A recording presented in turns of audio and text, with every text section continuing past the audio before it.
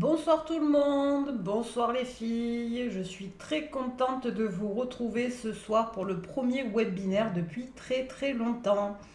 Donc on va attendre que tout le monde se connecte, que tout le monde vienne avec nous, de façon à voir ensemble donc toutes les petites questions que vous pouvez avoir. Donc j'attends que tout le monde se connecte, que tout le monde arrive.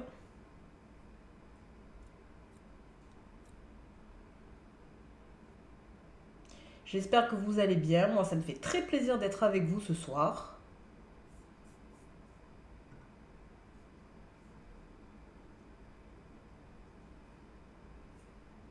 Donc, on va attendre quelques secondes que tout le monde arrive. Et on va commencer ensemble, voir quels problèmes vous avez, quelles questions vous avez aussi, qu'est-ce que vous voulez me poser comme question. On va voir tout ça ensemble.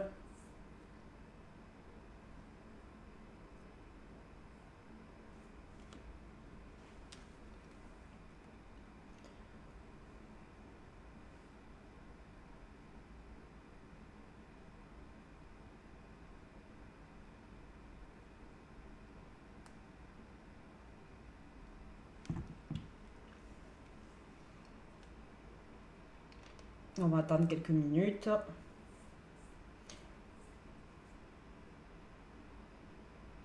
Pour une fois en plus, je ne suis pas en retard.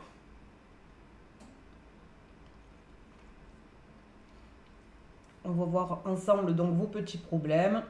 Je vais essayer de répondre à toutes vos questions, toutes celles que vous pouvez vous poser sur la technique et sur tout ce qui peut entourer le métier de prothésiste.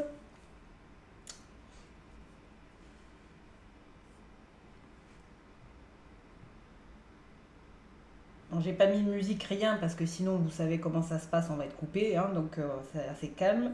Bonjour Carole. Mon setup a beaucoup changé, t'as vu, je me suis modernisée.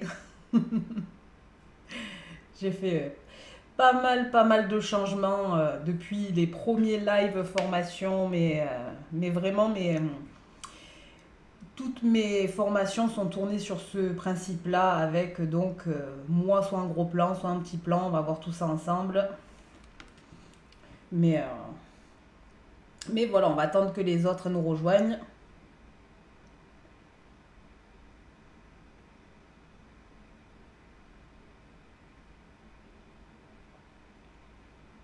Hop. N'hésitez pas donc à partager le live. N'hésitez pas à faire profiter les copines. Plus on sera nombreuses, mieux ça sera pour vous, pour pouvoir répondre à toutes vos questions. Les questions d'une va aider les autres. Bonsoir Mima. Julie. Merci, moi aussi ça me fait très plaisir. Ça faisait longtemps, ça fait plaisir de recommencer. C'est un signe d'intelligence, oui je sais. Bon, on rigole, mais c'est vrai que c'est mieux, c'est plus joli, c'est plus pro, c'est plus sympa. C'est vraiment plus sympa, c'est vraiment plus agréable. Bonsoir Claudine.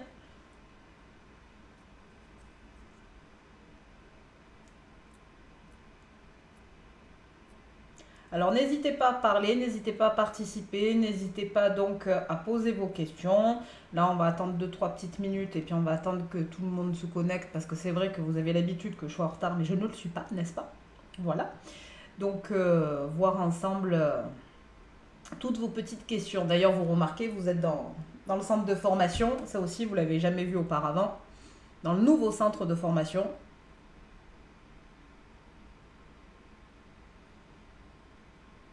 Où vous voyez toute mon installation derrière moi.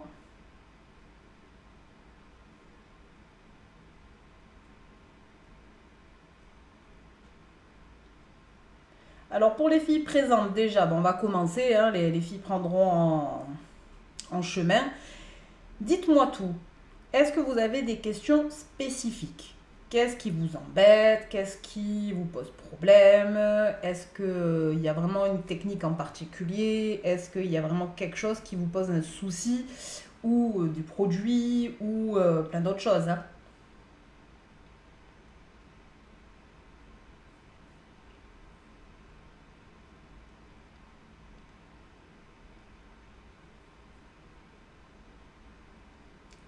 Parce que là, c'est vrai que c'est compliqué de parler toute seule si vous ne me parlez pas. Comme j'ai pas mis de thème particulier au premier webinaire, je pensais qu'on allait voir ensemble d'ailleurs comment, qu'est-ce que vous voulez voir, comment agencer ça, à quelle récurrence, si vous vouliez tous les mois, si vous vouliez toutes les semaines, toutes les 15 jours. Je voulais prendre un peu la température auprès de tout le monde et je pense que le live, ça c'est le plus facile pour pouvoir en discuter ensemble en fait. Plutôt que de mettre des posts avec des sondages dessous, avec voilà, je trouvais ça plus sympa. Et puis pour pouvoir aussi parler avec vous, je trouve ça super.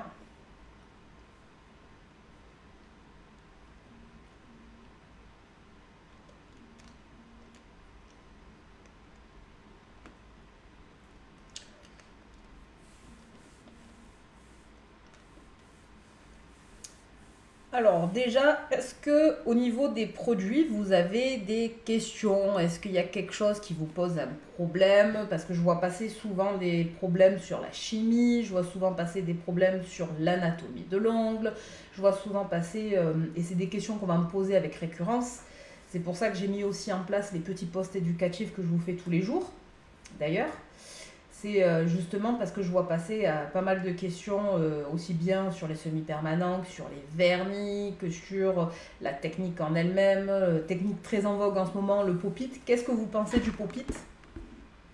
Quel est votre avis sur le pop-it? Est-ce que vous l'utilisez? Est-ce que vous y arrivez? Est-ce que vous avez fait par exemple la formation en ligne que j'ai? Je sais qu'elle a eu un grand succès. Est-ce que vous faites le pop-it vous, pour les clientes, pour votre savoir, par exemple?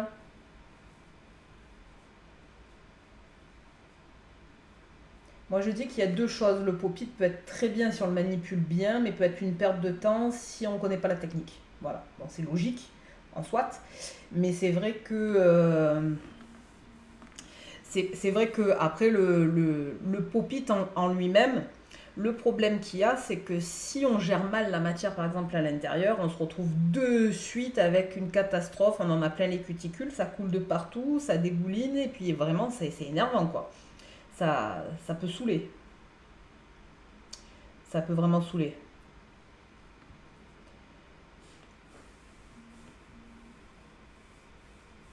Alors, après, bonsoir Marie. Il y a même mes petites clientes qui vont venir. Alors après, je vais quand même me présenter pour les filles qui vont regarder peut-être le replay, parce que là, certaines sont là, elles me connaissent déjà.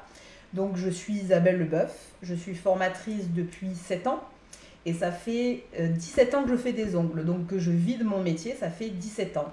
Je suis multiformée, je me suis formée avec les plus grandes. La formation est devenue pour moi quelque chose de très net. Si j'avais envie de transmettre mon savoir et j'avais envie de le donner dans le détail. Je suis quelqu'un qui va dans le détail, qui va vraiment dans la profondeur des choses, que ça soit aussi bien en présentiel qu'en distanciel.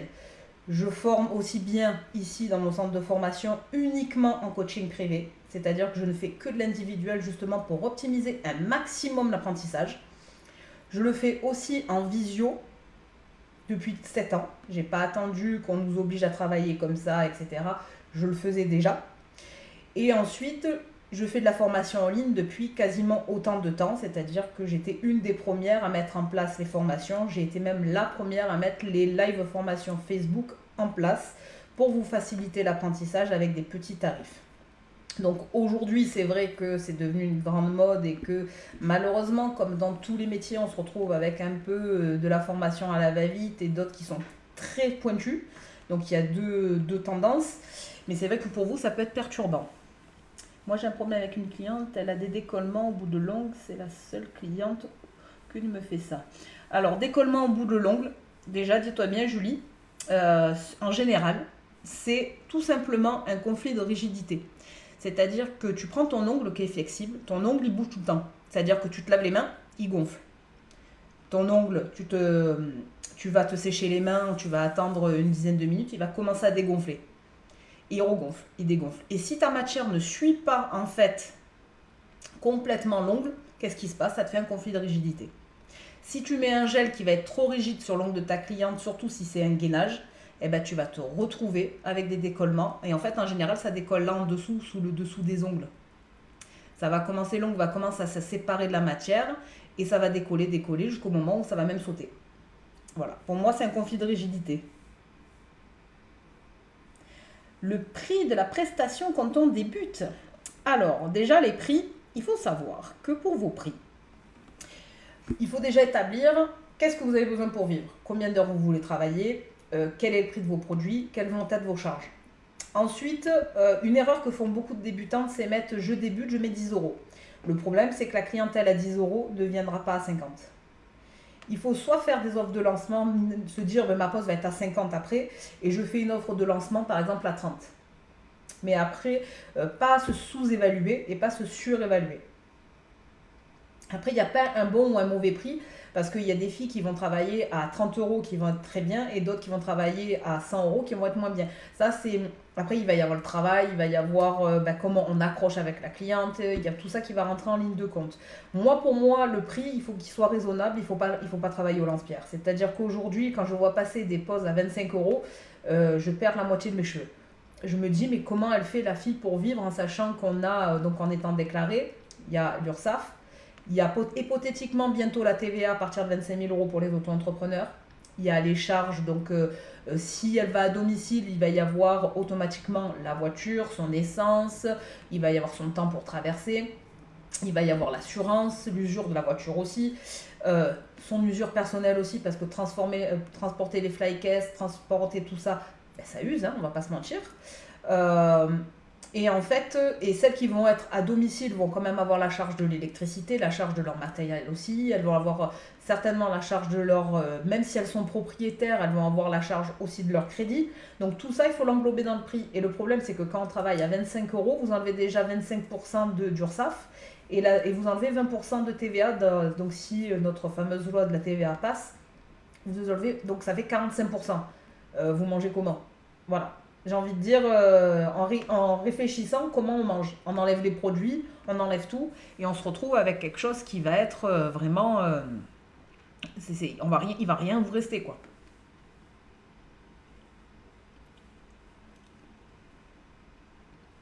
Reprendre rapidement les différents types de gel et leur utilisation. Ah bah ça va pas être compliqué, Carole. Tu sais que moi j'aime bien me simplifier la vie. Je pars du principe que si on va faire un renfort, on fait un renfort, on va faire un gainage, on va faire quelque chose de, comment on appelle ça, sur un ongle naturel, on va travailler avec une matière qui va être flex. Et en fonction de la longueur surtout. Parce que si on a une trop grande longueur, le flexible va faire que l'ongle va plier. Donc ça va être super désagréable pour la cliente. Si on va faire du rallongement, il nous faut du rigide. Donc qu'est-ce qui rentre dans la catégorie des rigides? On va avoir les gels, les acrygels et les résines. Ça, c'est des matières rigides. Dans les matières flexibles, on va avoir tout ce qui est base rubber, en fait. Et pour faire un renfort ou un gainage, comme vous voulez, on va utiliser des bases rubber sur de la petite longueur. Si on passe sur un ongle qui est long, même un ongle naturel, dans ce cas-là, on va faire un mix. On peut faire un mix de matières, c'est-à-dire que je vais pouvoir utiliser une matière rigide pour avoir un plateau qui va être rigide. Et par-dessus, je pourrais utiliser une petite rubber si j'ai envie. Maintenant, je peux utiliser que du gel si je veux. Et dans ce cas-là, il faudra supprimer l'ongle naturel en dessous. Parce que l'ongle naturel étant plus flexible que le gel, qu'est-ce qui va se passer? Ça va décoller. Ça va décoller et le problème qu'il y a, c'est que la cliente, ça va pas du tout être agréable pour elle. Elle va se retrouver avec quelque chose où elle va accrocher, où elle va attraper... quand elle va attraper, elle va se coiffer, elle va s'attraper les ongles dedans, ça va se décoller, puis elle va avoir tendance à faire ça, à jouer avec, tout le temps. Tout le temps, tout le temps, tout le temps, tout le temps. Après, moi je dis que du moment que la cliente, il faut savoir, en fait, déjà, je vais plutôt le dire comme ça, il faut déjà savoir qu'est-ce que fait la cliente de ses doigts. Voilà. Si elle a tendance à beaucoup tripoter, si elle a tendance à beaucoup avoir vraiment beaucoup de mécanique, on va lui mettre dessus du gel. Parce que la rubber va plier trop. Et dans ce cas-là, on enlève dessous par un pick-up le bord libre. En règle générale, c'est ce que moi je fais et j'ai pas de problème de décollement. J'ai aucune cliente qui casse, j'ai aucun problème de décollement, j'ai aucun problème d'ongles qui sautent. Voilà. Hormis si elle se coince les doigts, bon bah là on n'est pas magicienne, à un moment donné, il n'y a pas marqué Magic Nail sur notre carte de visite, hein, on est bien d'accord. Donc il faut adapter en fait à la cliente, il faut adapter le protocole à la cliente en fonction de son ongle, de sa typologie d'ongle, en fonction de ce qu'elle veut faire par-dessus, si elle a envie de faire un gainage ou si elle veut faire un rallongement. Vous savez que pour un rallongement, on enlève le bord libre de toute façon pour mettre le chablon, quoi qu'il se passe. Et on va utiliser de la matière rigide. On oublie les rallongements en base rubber comme on faisait à l'époque. Quand c'est sorti la base rubber, on l'a toute faite. C'était super génial. On faisait des tout petits rallongements. Je me rappelle, moi j'utilisais même la base à l'époque Nelich. Je l'ai même enseigné. Hein. Et on s'est vite rendu compte que ça pliait. En fait, on n'avait pas assez de retour sur la matière. Donc ça pliait vachement. C'était pas agréable pour la cliente. J'espère, Carole, que j'ai éclairé ta lanterne.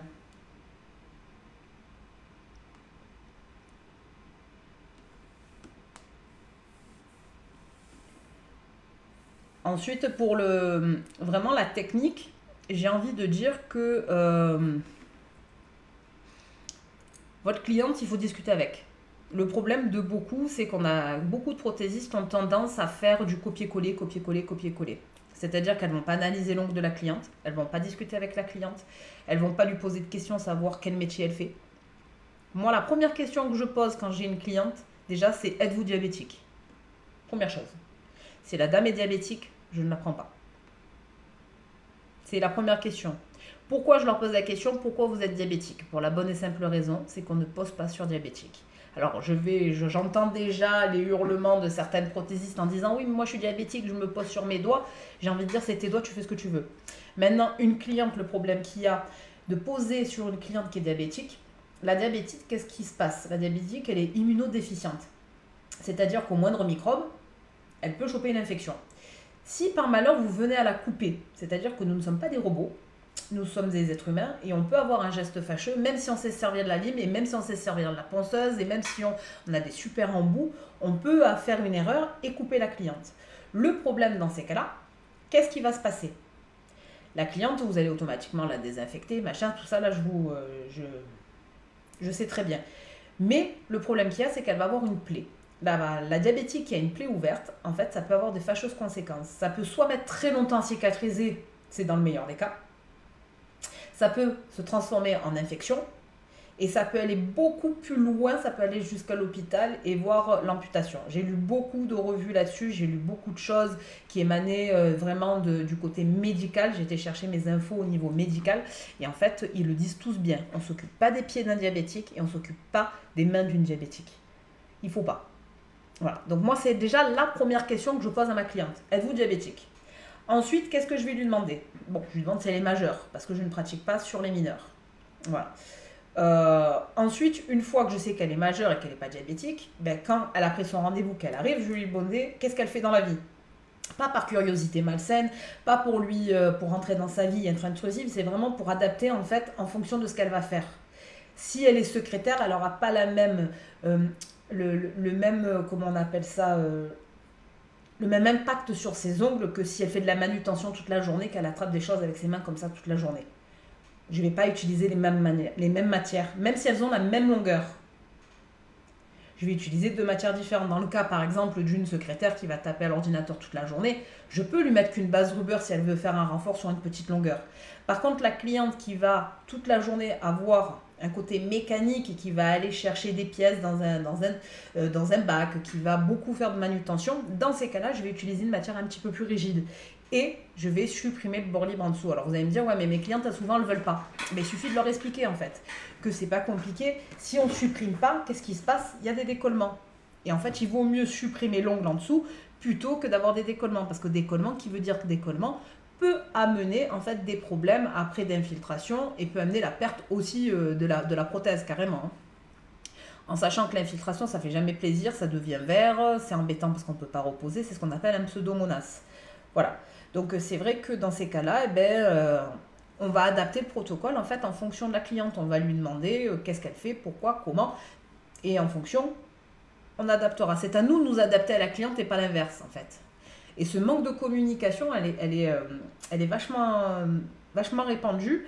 Et en fait, je l'ai remarqué, que j'en discute beaucoup avec mes élèves. Et quand moi, je reçois des nouvelles clientes, elles me disent, vous savez, on m'a jamais posé toutes ces questions. Ben ouais, mais en fait, il faut que j'apprenne à vous connaître. Je vous connais pas. Donc là, il faut que j'apprenne à vous connaître. Et bon, après, pour vous raconter ce qu'elle veut, hein. On est bien d'accord, on n'est pas de la police, on n'est pas... elles vont nous dire ce qu'elles ont envie. Donc j'espère que j'ai éclairé ta petite lanterne, Carole. Dites-moi tout. Est-ce que vous avez d'autres questions qui vous viennent? Ou des idées de thèmes qu'on pourrait voir après plus approfondis. Là, aujourd'hui, j'ai envie de dire, c'est un webinaire pour pouvoir discuter ensemble, pour reprendre le contact ensemble. Et pour, comme je vous ai dit, répondre à vos petites questions qui viennent comme ça. J'ai eu une question intéressante, tiens, dans la semaine. On m'a dit, oui, je peux ne pas poser avec du primer. Alors, le primer, vous savez, vous connaissez mon avis, pour celles qui sont déjà formées avec moi ici présentes. Je ne suis pas Madame Primer du tout. C'est-à-dire qu'il s'utilise vraiment avec parcimonie. Vraiment, c'est quelque chose qu'on va utiliser vraiment le moins possible. Pourquoi? Parce que le primer a de l'acide. Le primer ayant de l'acide, il va venir ronger la kératine. Plus vous allez l'utiliser, plus ça va ronger, plus ça va abîmer l'ongle. Je vous le schématise. Le primer va venir grignoter, en fait, va venir s'incruster au milieu de la kératine déchirée et va venir en fait se fixer à celle-là en séchant. Alors oui, pour les clientes qui vont avoir des ongles ultra méga abîmés, on va être obligé d'en utiliser parce que justement, on n'a plus de dorsale. Comme on n'a plus de dorsale, on va être obligé de recréer cette dorsale qui n'existe plus, chimiquement, mais vraiment ponctuellement. Par contre, pour une cliente qui a un ongle sain, qui n'a pas de problème d'adhérence, qui a un ongle qui est tout à fait normal, qui n'a pas un ongle humide, qui n'a pas un ongle gras, on n'est pas obligé. Et c'est là qu'en fait, on va utiliser simplement des bases. Alors, dans la famille des bases, on a plusieurs types de bases. On a la base classique, qu'on n'utilise quasiment plus, on va pas se mentir. Et on va avoir toutes les bases Ruber qu'on a aujourd'hui. À savoir qu'il faut vous regarder vraiment l'acidité de ces bases. C'est super important. Plus les bases vont être acides, plus elles vont avoir de l'accroche. C'est normal, vous savez que dans notre métier, s'il n'y a pas d'acide, il n'y a pas d'accroche. C'est comme ça. C'est comme ça, c'est mécanique. Pour accrocher sur la kératine, il nous faut de l'acide. Il faut que cet acide vienne se fixer pour pouvoir adhérer. Si ça adhère pas, ça décolle. Souvent, beaucoup pensent que de tartiner du primer, en fait, ça va vous aider. Et en fait, ça vous dessert. Parce que si vous n'avez pas de problème de décollement, si vous n'avez pas de problème de dorsale, pourquoi vous allez mettre du primer? Voilà. Avec ou sans acide, il a de l'acide quand même. Un primer acide est acide à peu près à 80%. Un primer sans acide est acide à peu près à 13%. Donc il a quand même de l'acidité. Donc à la longue, il aura quand même un impact sur l'ongle. Même si vous pensez faire bien en utilisant un acide free, vous verrez que ça aura un impact sur l'ongle. Donc ça, c'est très important en fait d'arriver à en fait s'adapter à l'ongle naturel et de venir en fait travailler en fonction de l'ongle naturel, en fonction de comment va être l'ongle et vous dire bah là j'ai un ongle normal, elle n'a pas de problème de dorsale, hop, j'ai pas besoin de primer. Au contraire, il arrive une dame qui a les ongles complètement massacrés, qui a des rougeurs, c'est-à-dire que s'il y a des rougeurs, ça veut dire qu'on est quasiment sur la couche sanguine. On va pas se mentir, vous savez que l'ongle fait entre 0,5 et 0,75 mm d'épaisseur. Donc, si vous êtes déjà sur la sanguine, il n'y a plus de quoi, il n'y a plus d'accroche. Nos produits sont faits pour adhérer uniquement sur la dorsale. Si on n'a plus cette dorsale, le produit, en fait, il fait une poche, il décolle. Donc dans ce cas-là, on va utiliser un primer qu'on va égoutter sur le pinceau. Limite que je vais passer sur un sopalin pour enlever un maximum et je vais juste venir faire une touche à l'endroit où c'est rouge. Dans ce cas-là, je vais m'en servir parce que vous savez que quand le primer sèche, il va faire un espèce de... En fait, ça va faire comme un effet collant, un effet scratch. Moi, je l'appelle le scratch. Vraiment, ça va faire un effet collant. C'est pareil, c'est comme mettre le primer et mettre dessus de la base. Les filles, il faut le laisser sécher le primer avant. Parce que si vous ne le laissez pas sécher, ça ne sert à rien. Ça aussi, c'est souvent une erreur que je vois. Souvent, vous ne vous regardez pas comment est l'ongle, et quel protocole faire. Est-ce que pour un cheveu gras et un cheveu sec, vous utilisez le même shampoing? Ben non, ben c'est pareil pour les ongles, en fait. Un ongle gras, on va utiliser un protocole. Un ongle normal, on va utiliser un protocole. Un ongle sec, on va utiliser un protocole. Ensuite, prochaine question, maintenant que je vous ai fait le petit point primer, que vous savez que j'adore ce produit. Dites-moi.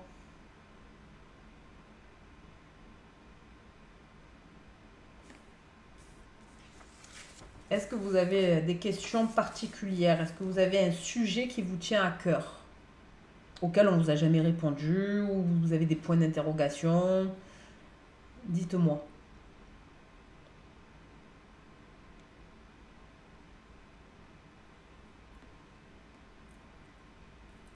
Je relis les questions, que j'en ai pas raté une.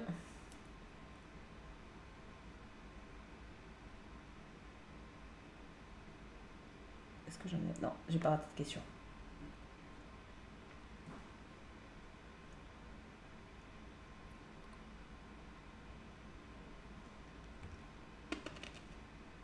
Alors, parce que Facebook il fait des siennes, voilà.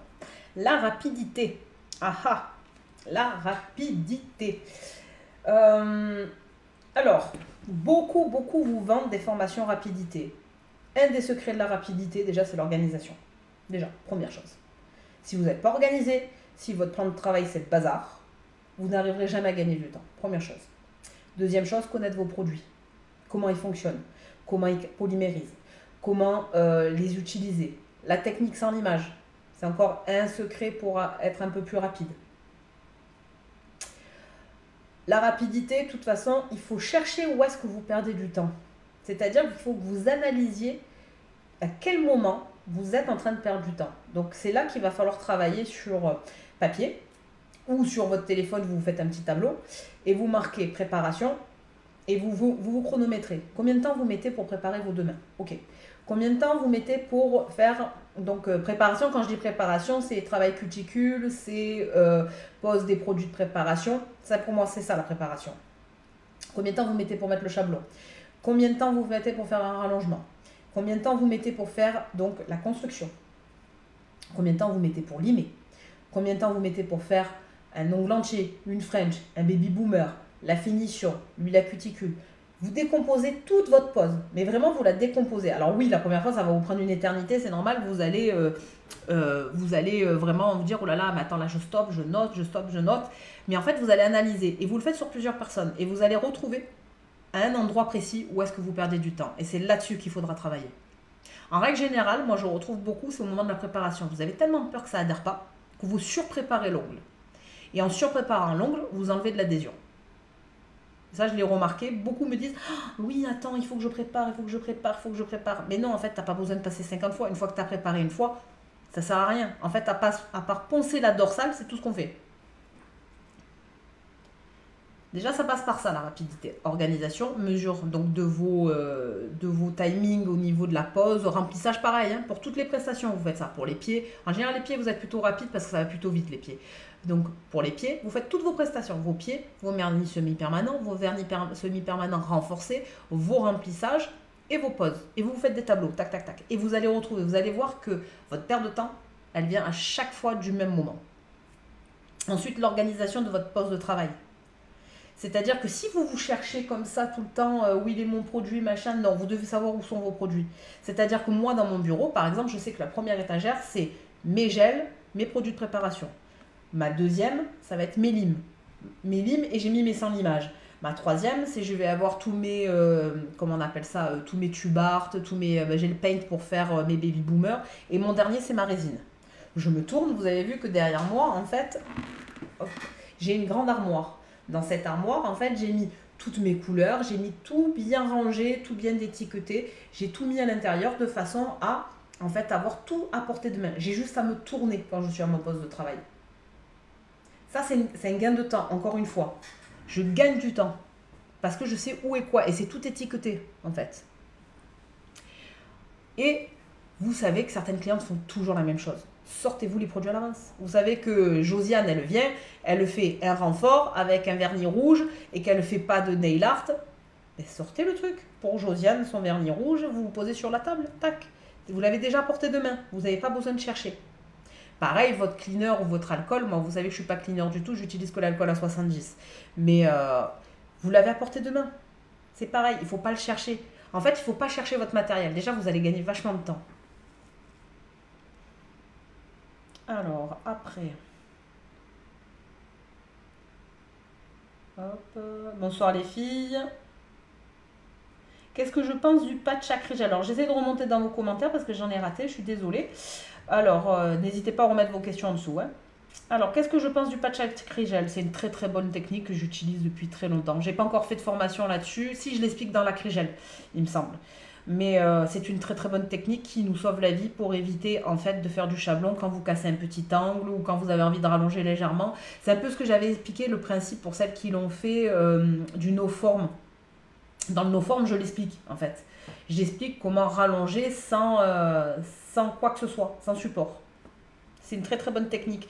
L'avantage qu'il va y avoir, c'est que si tu as un angle cassé, une cliente elle a un carré, qu'elle a un angle cassé, tu n'es pas obligé soit de raccourcir tout pour lui refaire un chablon, soit de venir remettre une capsule, soit de prendre ton pop-it. Voilà, là tu as juste à faire ton patch sur le côté. En 2-2, c'est fait, deux coups de lime, hop, c'est remis en forme, faites votre construction et terminé, basta. C'est une très très bonne technique. Que penses-tu du passage laqué? Oui, très bonne piqûre de rappel, de rien. Qu'est-ce que je pense de la manucurus? On a entendu bien, on a entendu mal. Alors, moi j'en pense beaucoup de bien.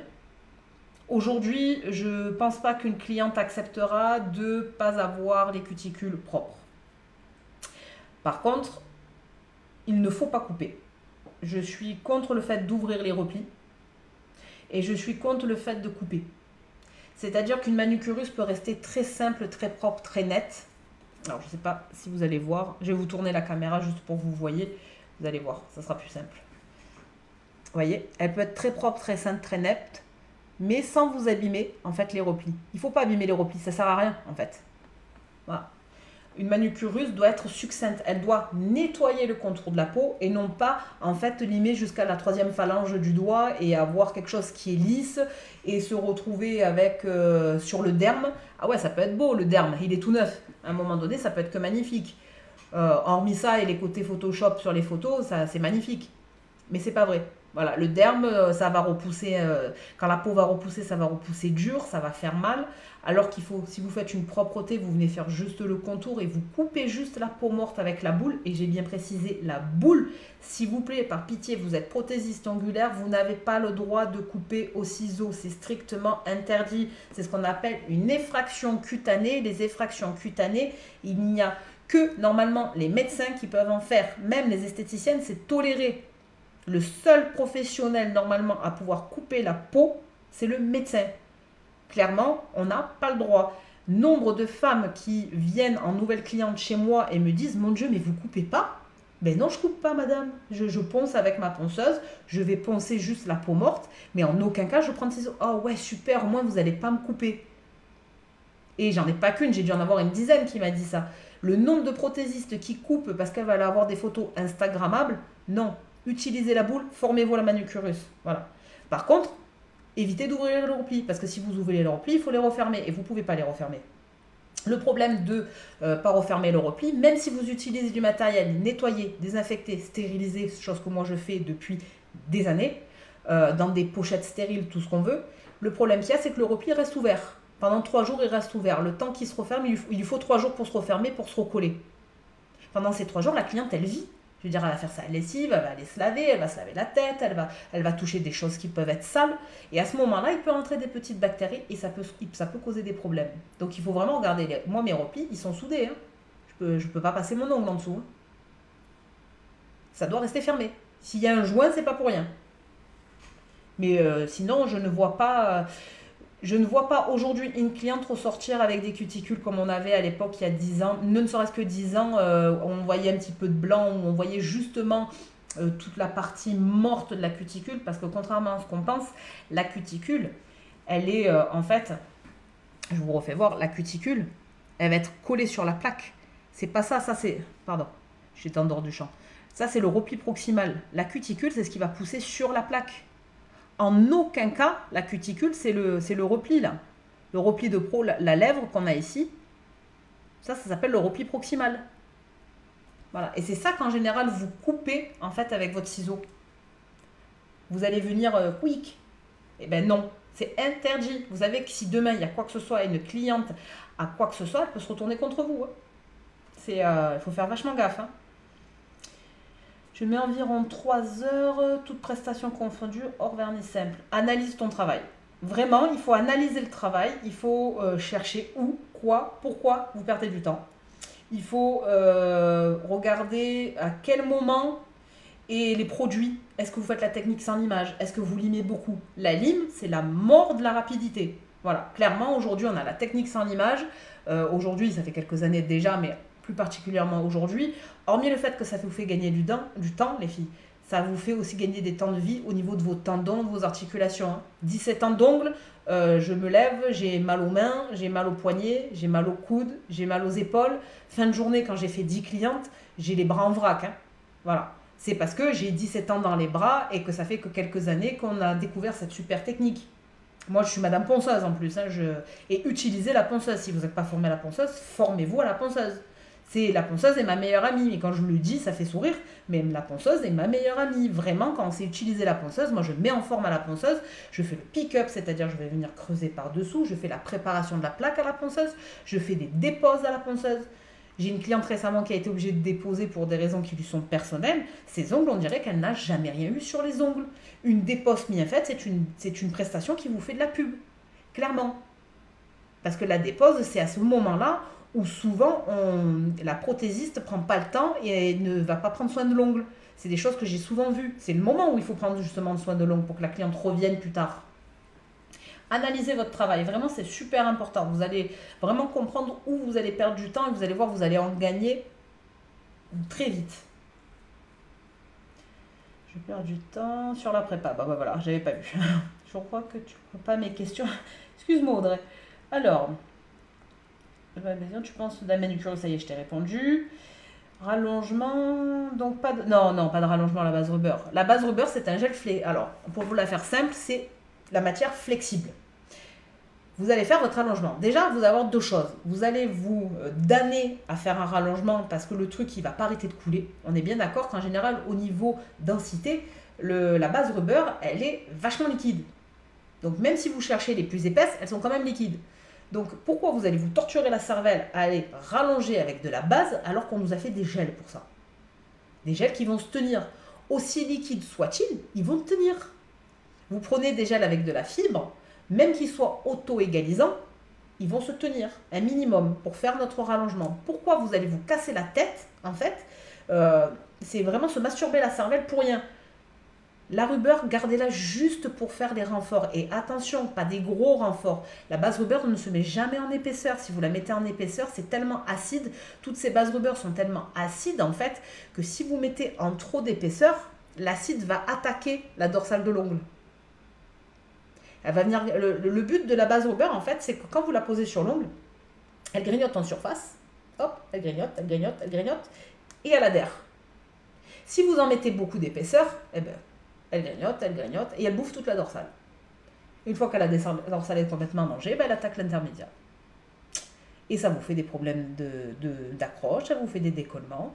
Et c'est là que vous vous dites, mais comment ça se fait? Je fais attention, pourtant je n'utilise pas de primer. Ouais, mais tu mets ta base en trop grosse épaisseur. Les bases rubber s'utilisent en 1 mm maximum. Il vaut mieux faire 2 fois le renfort, c'est-à-dire 2 fois 1 mm, qu'une fois 1 mm, 2 fois 2 mm, je vais y arriver, que une fois 2 mm. Si vous mettez une fois en 2 mm, bon déjà ça va couler de partout, ça va être une abomination. Et hormis ça, vous allez vous retrouver avec un ongle qui va être en fait commencer à s'endommager. Parce que l'autre, elle continue à manger. Hein. Elle ne cherche pas à comprendre. Hein. Son travail, c'est d'accrocher. Hein. Donc tant qu'elle est active, elle mange, elle mange, elle mange, elle mange, elle mange, elle mange.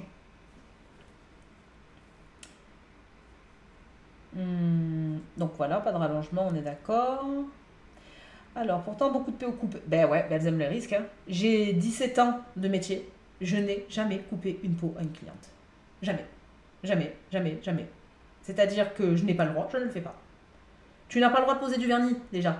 Normalement, c'est réservé à l'esthéticienne. Le vernis classique, hein, je vous parle, c'est réservé à l'esthéticienne. Vous n'avez pas le droit de poser de crème à vos clientes. Vous n'avez pas le droit de faire de bain de pied à vos clientes. Vous n'avez pas le droit de faire d'émollient. Tout ce qui est massage, machin, tout ça, on oublie. Tout ce qui va utiliser des produits et du ciseau, vous n'avez pas le droit. Voilà. La boule à quelle vitesse? Alors, la boule, en fait, vous allez déjà... moi, je la mets à 3000 pour commencer. Je vois par rapport à la cliente. C'est pareil, c'est une question aussi de typologie de cuticule. Si la fille, elle a les cuticules dures, épaisses, sèches, ça partira 10 fois plus vite qu'une cuticule qui va être légèrement humide, élastique. Dans ces cas-là, sortez mon copain le talc, vous talquez les doigts de votre cliente, hop, et là, vous allez utiliser votre boule. Commencez à 3000, et si vous voyez que ça ne part pas ou que ça ne chauffe pas, augmentez un petit chouïa. De toute façon, la cliente, elle ne vous laissera pas lui faire du mal. Hein. Elle va vous dire, vous lui dites, quand vous commencez à passer la boule, vous lui dites, je vous fais pas mal, ça va. Et si elle vous dit, ça chauffe un peu, hop, vous diminuez. Moi, j'ai des clientes, je suis obligée de la passer à 2000. Hein, parce qu'elles ont la peau transsensible. Et le talc vous évitera que ça chauffe, vous enlèvera la sensation de chauffe. Faire ton chrome, tiens, toutes les 3 semaines.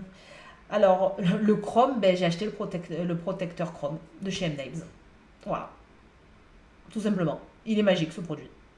Il est génial parce qu'en fait, tu le poses, tu le polymérises, tu mets ton chrome dessus, tu enlèves les excédents, tu en remets une couche pour l'enfermer. En fait, tu fais une couche de protecteur chrome, polymérisation, ton chrome, tu enlèves l'excédent, recouche de protecteur chrome dans la lampe et il est enfermé entre ces 2 couches. Et tu vas mettre ta finition par-dessus. Et franchement, c'est fantastique, ça tient 3 semaines.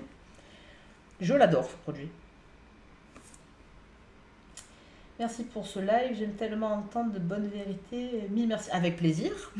Moi, j'ai pas de langue de bois. À un moment donné, je pars du principe qu'on est des professionnels et les professionnels doivent faire les choses comme il faut. Voilà, on doit connaître l'ongle. Il y a beaucoup de lacunes sur la connaissance de l'ongle naturel. D'ailleurs, je pense que je vais vous faire un webinaire sur l'ongle naturel. Parce que vraiment, il y a une méconnaissance sur l'ongle naturel qui est monstrueuse. Donc, pour moi, ça me semble normal en tant que professionnel de l'ongle connaître sur quoi on travaille, comment on travaille, pourquoi on travaille. C'est primordial. Et en fait, vos poses, elles tiendront si vous comprenez. Il ne faut pas faire comme font certaines, c'est de la mécanique. C'est-à-dire qu'on m'a appris en formation à repousser des cuticules. Déjà, le repousser cuticules, pour beaucoup, elles me font du steak haché. J'appelle ça du steak haché. C'est-à-dire qu'elles appuient tellement en poussant les cuticules qu'à un moment donné, je ne sais pas comment la cliente, elle ne vous met pas une baffe. Vraiment. Alors que ça se pousse tout doucement, la cuticule. Ça ne sert à rien de forcer, ça ne sert à rien. Donc, première chose, on pousse les cuticules, etc. Et puis après, on leur apprend à préparer la plaque avec une lime. Donc, elle lime. Sauf que vous vous êtes pas posé la question si la lime, elle a endommagé ou pas la dorsale. Il faut savoir que lors de la préparation, de toute façon, vous abîmez l'ongle. Vous abîmez l'ongle à petite ou grande échelle, mais vous êtes obligé d'abîmer, de déchirer les molécules de kératine pour pouvoir venir faire accrocher tous les produits dessus. Mais vous pouvez amoindrir ce côté déchirure et ce côté amincissement et ce côté endommagement. C'est vachement important en fait. Savoir la juste pression à faire et la juste préparation. Voilà, ça sert à rien d'avoir de la poussière partout, c'est bon, c'est préparé. Non, il vous suffit d'enlever en fait juste le côté brillant de l'ongle et ouvrir les cellules de l'ongle, ce que tout le monde appelle les écailles donc de kératine. Mais il faut réfléchir. Et c'est le drame, c'est qu'on ne réfléchit pas assez. En aucun cas, il faut faire du copier-coller. Ah bah, Isabelle, elle m'a appris à faire comme ça, donc je vais faire comme ça. Non, Isabelle, déjà, elle t'apprend à réfléchir. Déjà, elle va te dire qu'est-ce que tu vas faire là-dessus, qu'est-ce que tu vas poser sur un ongle qui forme trapèze, par exemple, quel va être ton protocole, parce que c'est un des ongles les plus compliqués, le forme trapèze. Hein. Quand vous vous retrouvez avec la cuticule trapèze et en plus de ça, vous avez un ongle cuillère, le cerveau, en général, il fait 800 tours. Ben, ça, il faut apprendre à réfléchir en fait. Et c'est le drame, c'est qu'on ne réfléchisse pas assez. Tu penses quoi de la manucure pour les hommes? Ben, c'est très bien. Pourquoi les hommes n'auraient pas le droit de se faire des manucures? Après, c'est pas le même protocole. Un homme, on peut encore moins ouvrir les replis que la femme. Parce que eux, ils ont tendance à être très manutention. Donc du coup, il y a encore plus de risques qu'il y ait des petits trucs qui aillent se mettre en dessous. Donc pourquoi pas? Bien sûr. Contrairement aux femmes, ils sont beaucoup plus fidèles dans les achats. Au niveau magasin, vous remarquerez que les hommes ont leur magasin, ils vont acheter leurs vêtements dans un magasin, ils vont faire leurs courses à un endroit. La femme, elle va à droite, à gauche, elle s'en fout, on a tellement de choses pour pouvoir s'habiller, par exemple, qu'on va n'importe où.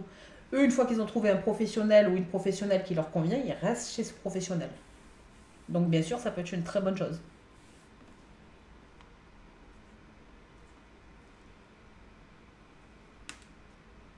Hop. Mais tu sais qu'on reconnaît, hop, mais tu sais que l'on se reconnaît entre nous, celles qui ont été formées par toi, rien qu'à la préparation de la plaque avec le monument. Bah oui, mais en fait, le drame qu'il y a, c'est que c'est cette lime. La lime, elle est géniale pour mettre en forme la matière. Le problème, c'est que la lime, quel que soit le grain, il sera toujours plus gros que l'épaisseur de la plaque de l'ongle. L'ongle, comme je vous ai dit tout à l'heure, il fait entre 0,5 et 0,75 mm d'épaisseur sur les mains et entre 0,75 et 1 mm sur les pieds. On a les pieds légèrement plus épais. Si vous passez 10 allers-retours de votre lime, il n'y a plus de dorsale. Donc plus de dorsale, plus d'accroche, la matière tient pas. Si la matière ne tient pas, ça fait des décollements. Si ça fait des décollements, la cliente marronne. Si la cliente marronne, elle va ailleurs. Voilà. Si on la fait simple et linéaire. Donc c'est pour ça qu'il faut bien réfléchir comment préparer la plaque pour avoir quelque chose le plus simple possible. Alors après, vous allez me dire, ouais, mais il y a l'embout emery. Alors, l'embout emery, merci, mais non merci. C'est l'embout dinosaure, c'est le truc qui existe depuis les années 60. Il faut arrêter avec l'embout emery. À un moment donné, on nous a sorti plein d'embouts, aussi bien les embouts diamants que les embouts Adam. J'ai envie de dire, mettez-vous à la page, prenez des embouts qui ressemblent à des embouts. Et déjà, ça chauffe l'embout emery. Déjà, pour commencer. Ça chauffe aussi bien sur la plaque de l'ongle que sur la matière. Donc rien que pour ça, moi, j'utilise pas d'embout emery. Et puis, vous savez quoi, le truc, vous mettez l'embout sur le support, vous faites tourner la ponceuse et le machin, il s'envole. Que ça m'énerve. Voilà.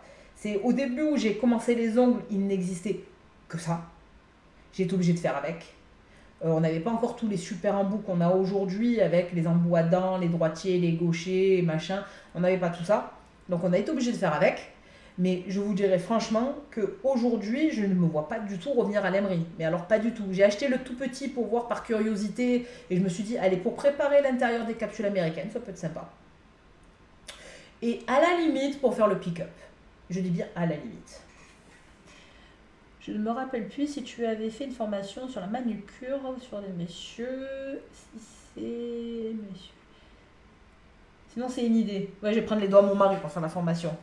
Alors, je l'avais expliqué dans la manucure et la pédicure russe. Comment faire. Je n'avais pas fait de démo, mais j'avais expliqué comment faire. Après, oui, je pourrais faire effectivement une formation spéciale manucure pour les hommes. Je pourrais le faire, je piquerai les doigts à mon mari. Comment savoir identifier d'où viennent les décollements? Déjà, c'est 80% ta faute. Déjà, je tiens à le dire. C'est en général 80% de la faute de la professionnelle. Attendez, je vais boire un coup parce que je parle beaucoup, mais...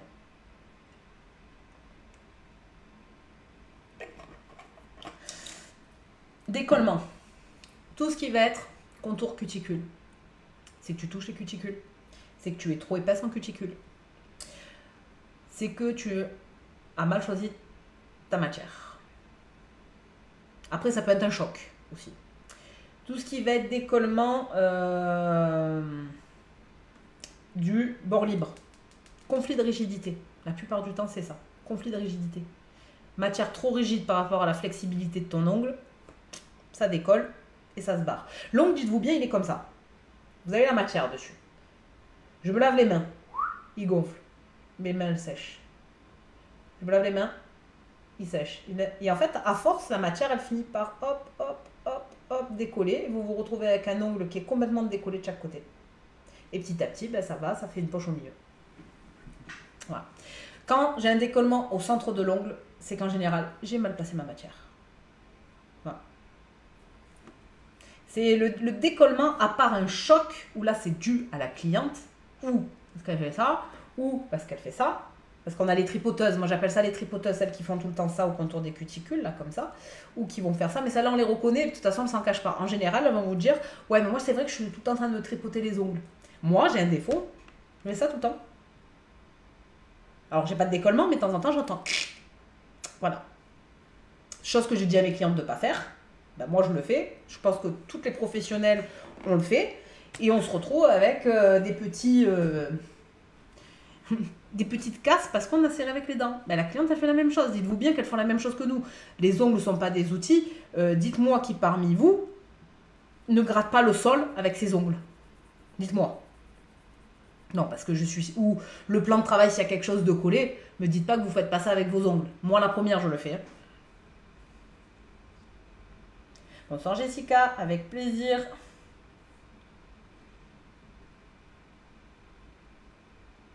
Alors, la base universelle. Donc là, Laura, la base universelle, on parle bien des produits M-Nails. Je connais très bien, alors je travaille avec deux marques, moi, principalement. Je travaille avec Ongle Mode et avec M-Nails. La base universelle, il y a n'importe quoi qui tient avec. C'est une base, elle est géniale. Par contre, il faut faire super attention à l'épaisseur. Il ne faut pas la poser en épaisseur. C'est une base qui est ultra acide. C'est pour ça qu'elle tient aussi bien. Dites-vous bien que cette base, moi j'en mets une cacahuète et je frotte sur la plaque. Je vais vous faire voir mon pinceau pour la base. Hop, regardez. Mon pinceau pour la base, voilà la tête qu'il a. Attendez, je vais vous tourner. Tant qu'à faire, on va profiter d'avoir deux caméras. Voilà mon pinceau pour la base. Pourquoi il a cette tête-là? Alors, pas parce que je veux faire ma radine, que je ne veux pas m'acheter de pinceau, pas du tout. C'est que je vais mettre une cacahuète de matière et en fait, je vais prendre mon pinceau, je vais frotter et je vais tourner, comme ça. En fait, je vais masser mon ongle avec ma base. Et vous avez vu, il y a encore de la base dedans. Là, je pourrais faire une main avec ce que j'ai dans mon pinceau. C'est mon pinceau ou quoi? Tout à fait. C'est ça. Il est encore en vie. Il est là.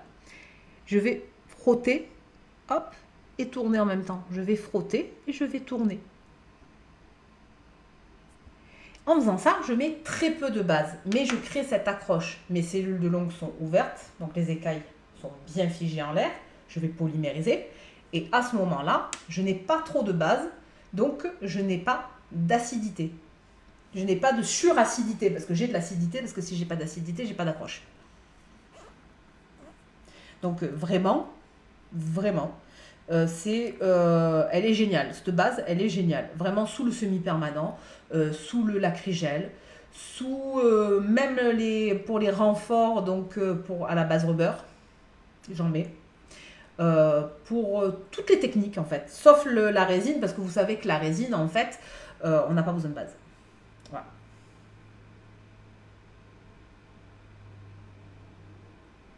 T'as mis trop de matière, Audrey.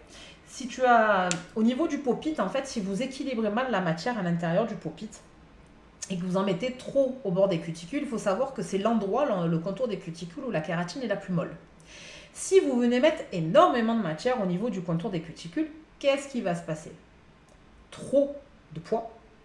Et en fait, quand ça va pousser, ça va faire de suite un déséquilibre et ça va partir devant. C'est comme si vous mettez votre apex trop près du bord libre. Il va y avoir trop de poids en bout et ça fait un pivot.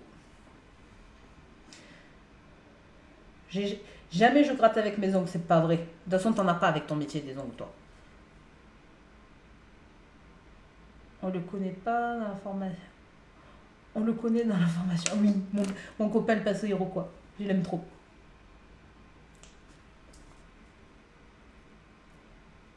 Non, surtout pas de renfort à l'universel. Elle est, oh là là, elle est beaucoup trop acide. Alors là, c'est risque de brûlure chimique, clairement. La base, elle est vachement trop épaisse. C'est comme on évite de poser les capsules américaines avec. Aujourd'hui, on a des gels spécialement faits pour ça. Si on revient sur les produits M-Nails, ils ont sorti un gel spécialement pour poser les capsules américaines. Franchement, il est génial. Il est génial. En plus, vous en mettez une toute petite cacahuète, vous le posez sur l'ongle, vous flashez, ça bronche pas, c'est génial. Mais non, base universelle, utilisez-la vraiment que pour faire de la base. Si la cliente, elle a besoin de se lever seule comment on appelle ça, par exemple le semi-permanent, mettez-lui une base Sokoff qu'elle pourra faire fondre, même si je suis foncièrement contre la technique de faire fondre à l'acétone. Ça, je suis contre et je resterai contre, je pense, toute ma vie. Le simple fait de déposer à l'acétone, vous respirez en fait les émanations de l'acétone et en plus de ça, vous asséchez la plaque, vous asséchez la peau. Voilà, c'est comme celles qui vont prendre le bain-marie et qui vont me faire chauffer l'acétone, elles vont plonger les doigts de leur cliente dedans. J'ai envie de dire, connais-tu le point d'inflammation de l'acétone? Parce que quand on sait que notre corps est déjà à 36 degrés, que le point d'inflammation est à 40, voilà, je dis ça, je ne dis rien. Quel rubber je conseille pour les renforts? Quelle typologie d'ongle? Est-ce que l'ongle il est sec? Est-ce qu'il est gras? Est-ce qu'il est humide? Est-ce que l'ongle il est mou? Est-ce qu'il est dur? Est-ce qu'il se dédouble? Tout ça, il faut le prendre en compte. Alors après, moi, je suis là pour le coup une grande fan des rubber bases de M-Nail. Vraiment, je les ai toutes. Voilà. Je les ai toutes. Déjà, les teintes, elles sont juste magnifiques. On va pas se mentir, elles sont merveilleuses.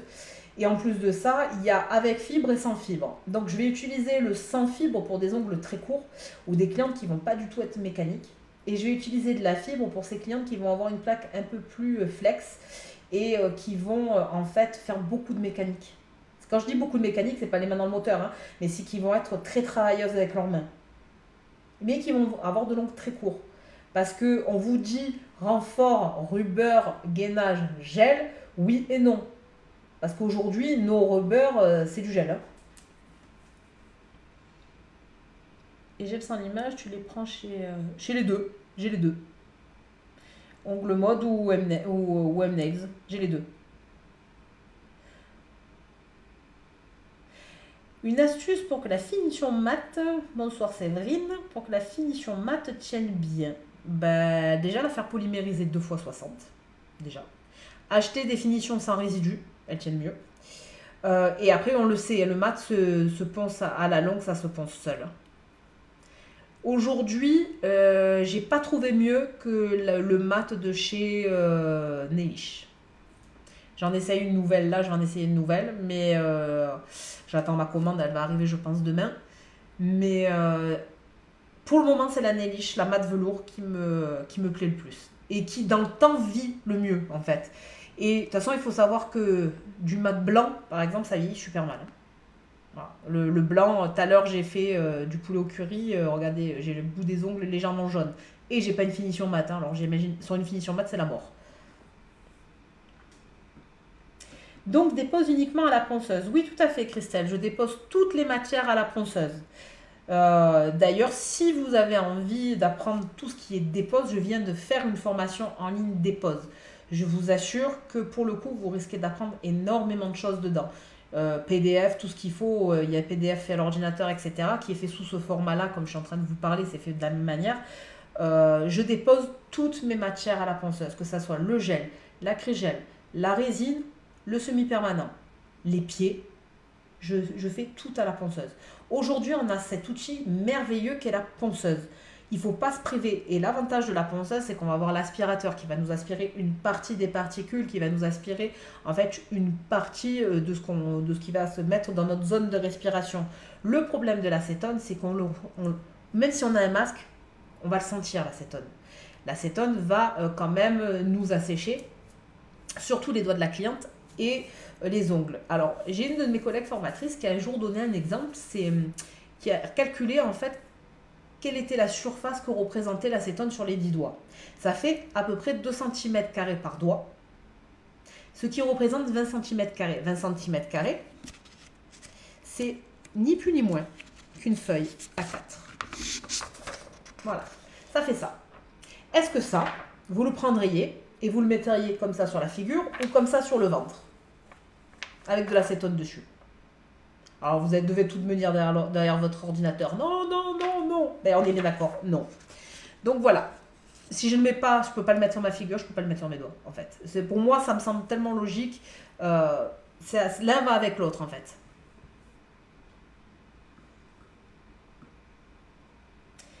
Ça a coupé, j'ai pas entendu. Qu'est-ce que tu n'as pas entendu, Julie?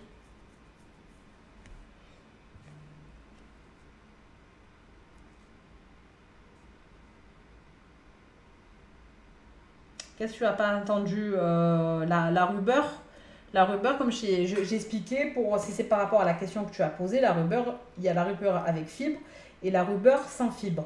Dans le cadre d'un ongle très court, on peut utiliser une sans fibre ou parce qu'elle ne fait pas beaucoup d'usage mécanique. Et comme je disais, quand je dis mécanique, c'est qu'elle ne tripote pas beaucoup de choses avec ses doigts. Si elle a les ongles courts, donc qui nécessitent de la rubber, parce que vous savez que la rubber c'est jusqu'à 5 mm à peu près de bord libre. En delà de ça, en général, on commence à poser de la matière rigide. Je vais en fait utiliser une rubber avec de la fibre. Les marques des rubbers, je pense. Eh ben, les marques que j'utilise, j'aime beaucoup celles de M-Nails. Là, pour le coup, je vais être... parce que dans un pot, et je vais venir la mettre sur l'ongle. J'aime pas le côté pinceau, ça, j'aime pas. J'aime pas la technique avec le pinceau.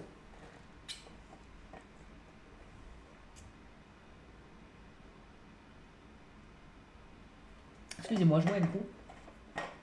Comment trouver un bon aspirateur? Je suis perdue, il y en a de tout. Alors, the must of the must, Nova Flair. Voilà. The must of the must.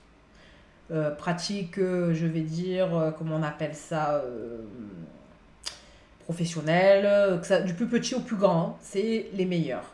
Après, il faut regarder la vitesse d'aspiration, il faut regarder le bruit, parce que moi j'ai le petit, par exemple, de chez M-Nails, il fait un boucan, mais il aspire pas trop mal.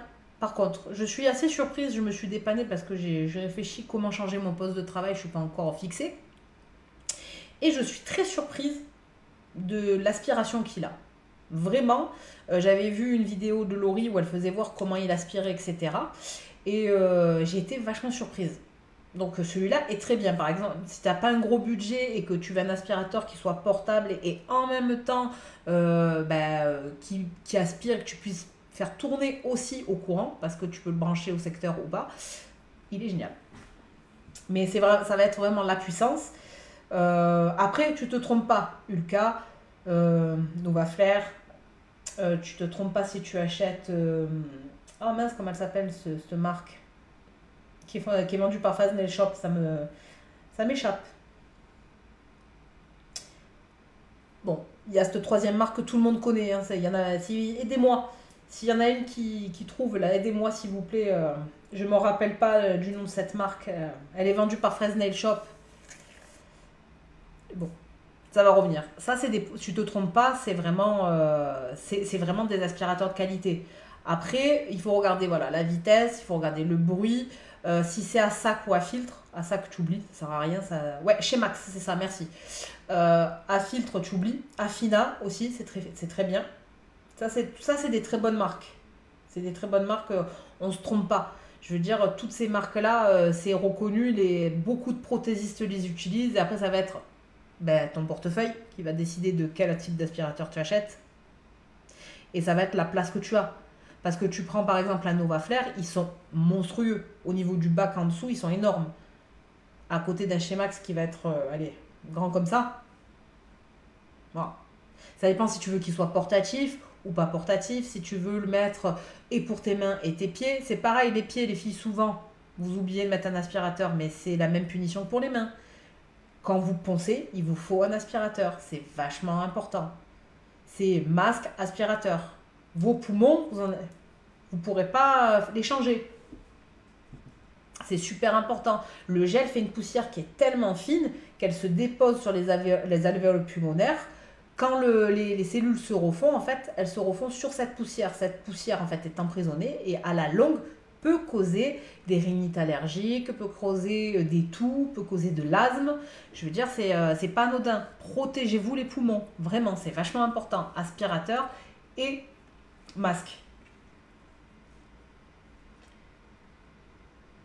Moins on met de produits chimiques agressifs, mieux c'est, dit la fille qui lave les mains.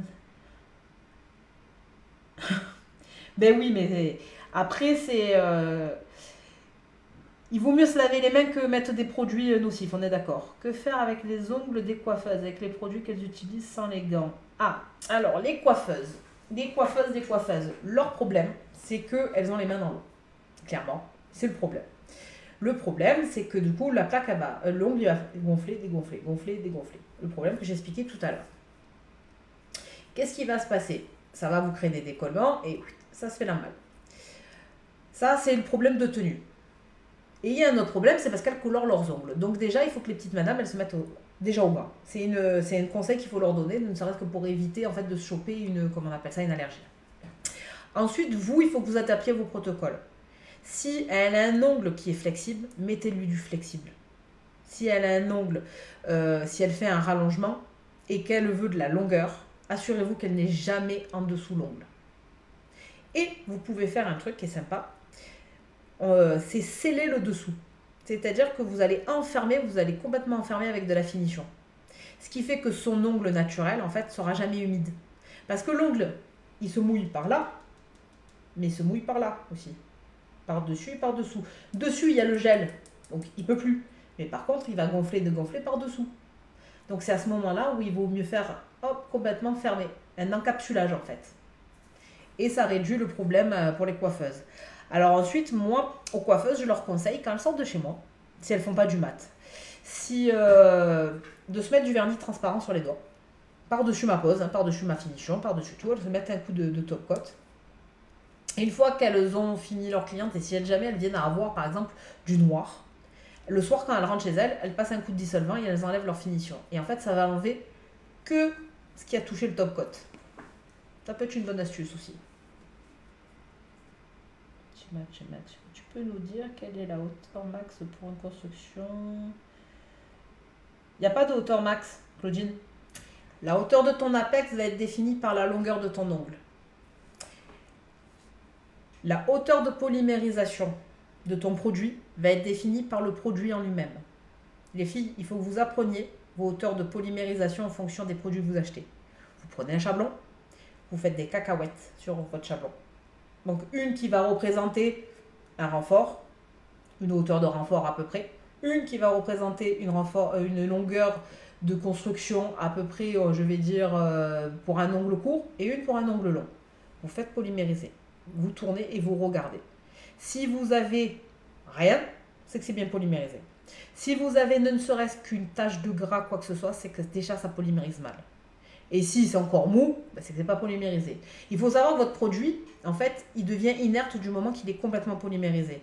S'il n'est pas inerte, en fait, il continue à avoir des émanations de produit et il continue à être actif. C'est là qu'on peut déclencher des réactions cutanées.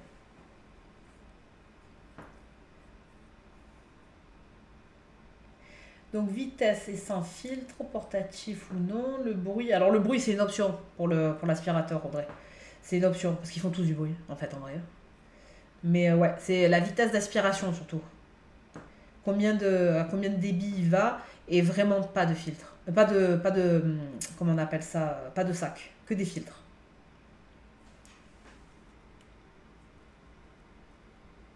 Tout, pour en revenir à la question de Claudine, tous les produits, il faut les tester quand vous les recevez, que ce soit les bases, les couleurs, les gels, les acrygels. Il faut savoir quelle hauteur vous pouvez aller maximum. Si c'est 1 mm, si c'est 2 mm, si c'est 3 mm. Bon. 3 mm c'est pour de l'artistique, hein, je tiens à le dire, hein, parce que 3 mm c'est énorme. Hein. Quelle hauteur? Et quelle est sa flexibilité? Vous faites des bandelettes, vous polymérisez et vous prenez. Un gel qui casse comme ça, clac, du premier coup, c'est que déjà c'est de la caca. Vous prenez, vous jetez le pot. Voilà. C'est que celui-là, il est de mauvaise qualité. Un gel, il ne doit pas casser comme ça. Même s'il est rigide, il va avoir de la résistance et après il va casser. S'il n'a pas de la résistance, il casse net, c'est que c'est pas de la qualité. Voilà, c'est que chimiquement, à l'intérieur, il est mal fait. Ensuite, un qui va se plier entièrement, ça va être flexible. Si vous prenez, vous faites une bandelette de base rubber, vous faites une bandelette de gel, vous allez voir de suite la différence. Quand ça va plier, c'est plus du tout la même chose. Vraiment, je vais vous faire un test, je vais vous faire voir. J'avais pas prévu de faire de pratique, c'est pour ça que j'ai rien sorti. Je vais vous montrer. Je vais vous prendre deux bases différentes, deux gels différents, un chablon. Hop. Vous voyez, c'est freestyle. Hop, je vais vous faire voir. Je vais vous faire une démo pour vous expliquer en fait ce que je viens de dire parce que je pense que ça peut être compliqué à comprendre comme ça qu'avec des gestes de doigts. Parce que je vois dans les...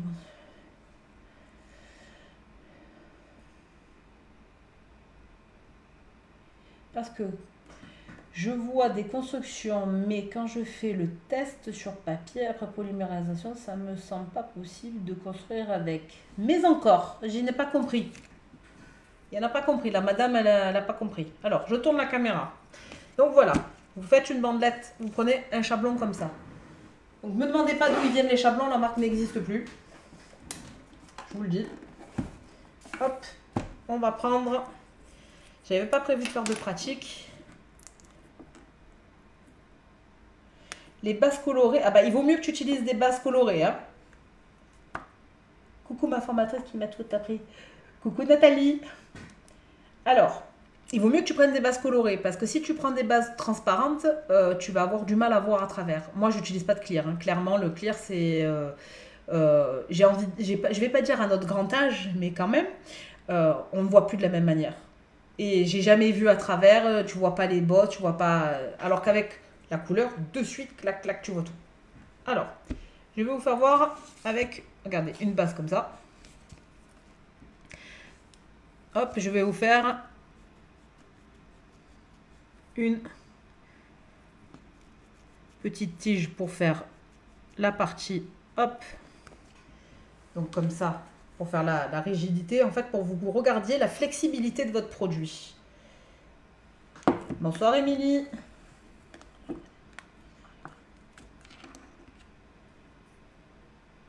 Et je vais prendre un autre gel, hop, comme ça. Je vais prendre un gel pour vous faire voir la différence entre les deux. J'aurais dû en prendre plus, tiens. Sérieux. Vous voyez? Voilà. Donc les deux polymérisent à la même vitesse. Donc hop, on met 60 secondes dans la boîte. Là, ça débite là. Alors, je vois des constructions sur des shorts de la marque MDR, mais j'ai pas la fin de ton envoyé. J'ai complètement zappé, c'est pas grave, t'inquiète. Cool pour la démo, avec plaisir. C'est vrai que je suis obligée de porter des lunettes depuis peu. Quelle galère, ouais, mais même sans lunettes, à un moment donné, on voit pas. Le problème du clear, c'est que la lumière se reflète pas de la même manière que sur un cover. Le cover, on voit s'il y a des bosses, tac, avec le reflet de la lumière, on peut rectifier. Si vous n'avez pas de reflet lumière, en fait, vous allez laisser des trous et au moment où tu mets ta couleur, tu as un creux.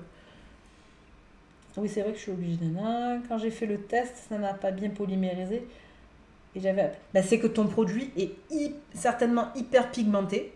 Et donc, du coup, même pas 1 mm. Donc, ça veut dire qu'il va falloir peut-être que tu le fasses en 2 couches pour pouvoir faire la hauteur. Bonsoir, Lilou. Il y aura un replay? Oui, je vais le laisser, le replay. Ouais, je vais le laisser sur mon profil. Alors, voilà. Donc là, nos deux petites bandelettes sont polymérisées. Je vais hop les dégraisser parce que vous savez qu'il ne faut pas avoir de contact avec la matière quand elle est à l'état non polymérisé. Ah ouais, j'ai mis le papier. Et là, je vais décoller d'abord la bandelette où il y a la base rubber. Hop. Donc la base rubber. Regardez, vous voyez ça? Vous comprenez pourquoi on va le poser, en fait, sur un angle naturel et qu'on va faire des renforts? Voilà, je peux le plier tant que je veux, vous voyez, ça casse pas. C'est pour ça qu'on utilise des matières flexibles sur l'angle naturel. Maintenant, je vais faire la même chose avec mon gel. Là, j'ai mis en trop d'épaisseur. Il a cassé. À peine je le fais, il a cassé. Base avec gel avec de la fibre. Hop. Vous voyez, si j'essaye avec mon autre morceau. Voilà. Trop rigide. Il faut savoir que les gels fibriques sont des gels très rigides. Et par exemple, les fameux gels sans image de M-Nails, que j'ai moi aussi, hein, sont très rigides. C'est-à-dire qu'ils ne conviennent pas à toutes les natures d'ongles. Tout le monde ne peut pas le porter.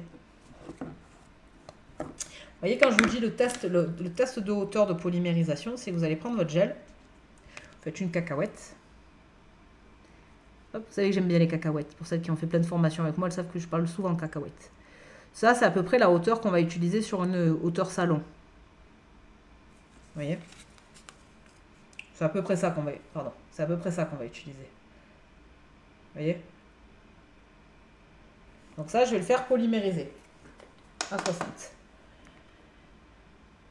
Et la base avec... Ouais, c'est pareil, la base avec les fibres. Elle fait la même chose. Elle fait exactement pareil. Là, j'en ai pas pris, mais attends, je vais t'en faire un test avec. Je n'ai pas pris. Hop, base avec de la fibre. Celle-là. C'est l'avantage d'avoir tous les produits sous la main.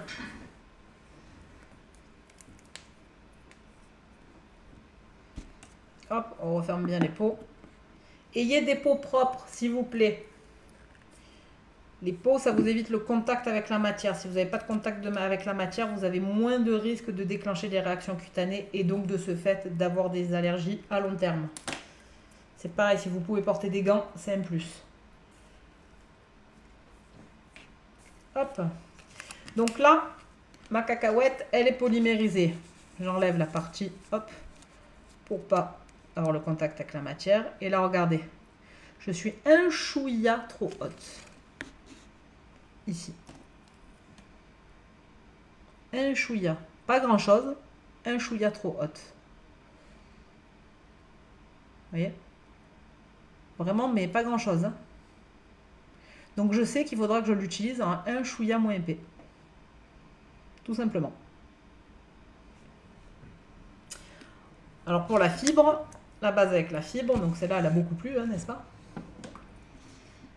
Je vais faire la même chose. Je vais faire une tige. Comme ça. Hop. On va faire la même épaisseur partout. Vous voyez comme elle est liquide. Vous voyez faire une construction avec un rallongement avec un truc comme ça? C'est la mort, hein, moi je meurs. Hein. Puisque moi j'aime pas limer. Ah ben je comprends enfin, pour les postes de ma soeur ne tiennent même pas si ça tient. Ah ben voilà.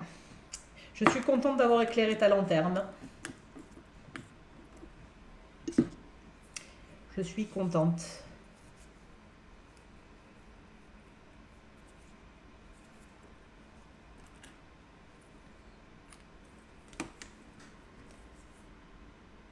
Hop. Je suis obligée de sortir et de re-rentrer parce que des fois je vois pas vos questions.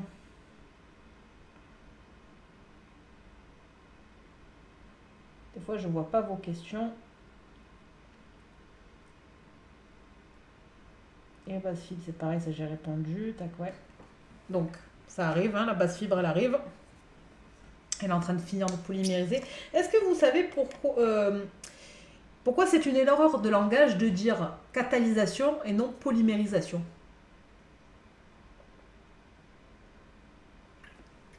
Je suis désolée, je bois beaucoup, mais je parle beaucoup aussi.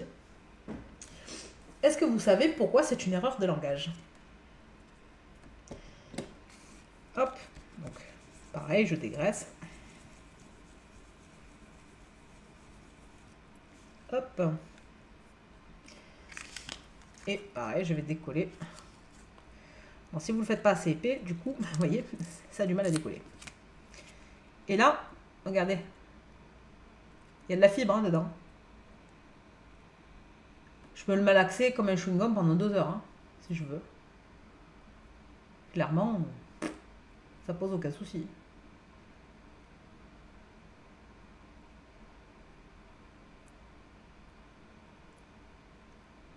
Vous voyez? Voilà. Donc ça, c'est avec de la fibre. Et celle-là, c'est sans fibre.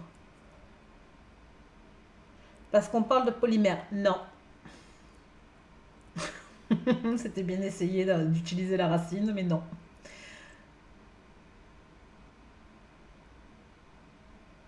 Vous voyez? Donc voilà, ça c'est vachement important. Il faut que vraiment vous testiez toutes vos bases, toutes vos bases, toutes vos matières, tous les produits que vous avez, mais même le semi-permanent. Non, non. Alors, ceci est un catalyseur. La lampe est un catalyseur. L'action de passer de l'état liquide à l'état solide, ça s'appelle la polymérisation. C'est le durcissement. Donc il y avait une piste avec les molécules, mais pas complète. C'est quand les molécules se soudent les unes aux autres, vont se frictionner et vont s'assembler pour en former plus qu'une. Le fait de passer dans le catalyseur entraîne et déclenche la polymérisation. Des produits qui ont besoin des UV pour polymériser. La résine polymérise seule à l'air libre grâce à l'humidité de notre pièce, par exemple. Voilà pourquoi. Et c'est une erreur qu'on essaye de tout rectifier. Vous avez dû remarquer d'ailleurs, quasiment toutes les formatrices se reprennent maintenant et disent plus catalysation, mais polymérisation. C'est une grosse erreur de langage qu'on a tout eu et qu'on essaye de tout corriger.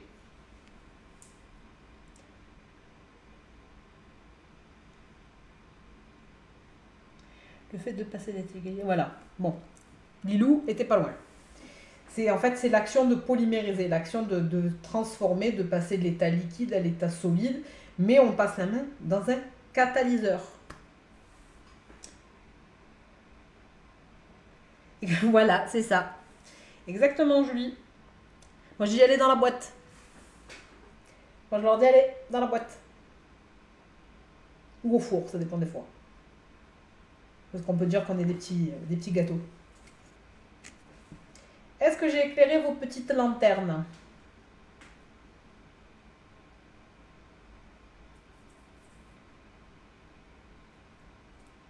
Avez-vous d'autres questions, d'autres sujets sur lesquels vous aimeriez parler?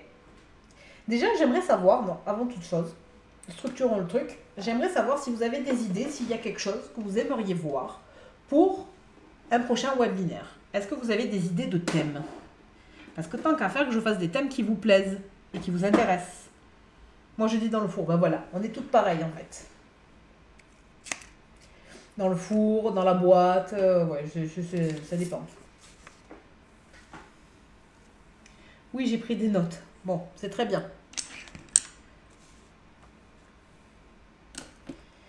Est-ce que vous avez des idées? Est-ce qu'il y a des choses que vous aimeriez que je traite dans un webinaire comme ça? Dites-moi.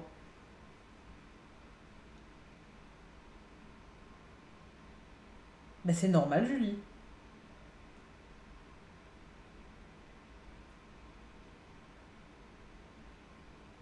La typologie des ongles, vous aimeriez quoi? Un webinaire sur l'ongle naturel? Je note moi aussi, hein, vous savez. Il faut prendre des notes maintenant.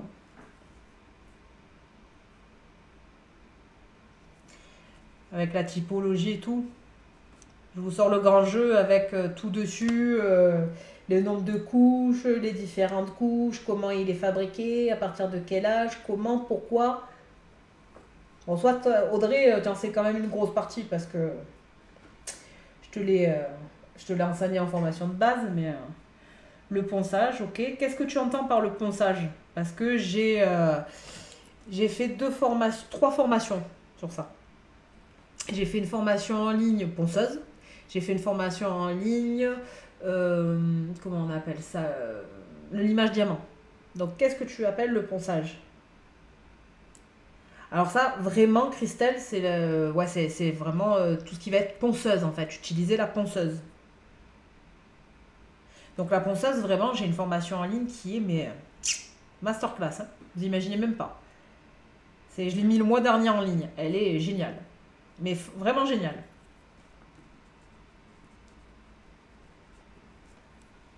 Je peux vous donner des petites astuces, mais... D'autres idées, les filles? Parce que j'avais 2-3 idées, mais... Ça fait 5 ans. Putain, qu'est-ce que je devrais dire, moi? Moi, on me l'a même pas appris, vous savez quoi? En formation de base, j'ai eu une formation où j'ai eu un livret de 50 pages, même pas. Et en fait, il n'y avait pas marqué dedans que l'ongle contenait 3 couches, donc la dorsale, l'intermédiaire et la sanguine, qu'il y avait X millimètres, qu'il y avait X couches, que comment se faisait la kératine, quelle était... Tout ça, non, non, non, nous on savait pas. Nous à l'époque, c'était déjà on craignait pas la poussière, on craignait pas d'attraper, d'avoir des allergies, quoi que ce soit. On nous a rien dit de tout ça. C'était sois belle, fais des ongles et tais-toi. La réglementation du métier, bah, si je te dis qu'il n'y en a pas. Donc, la réglementation, ouais. Réglementation. Ce que peut faire les PO. Je note en même temps. Assurance, démarche, ouais.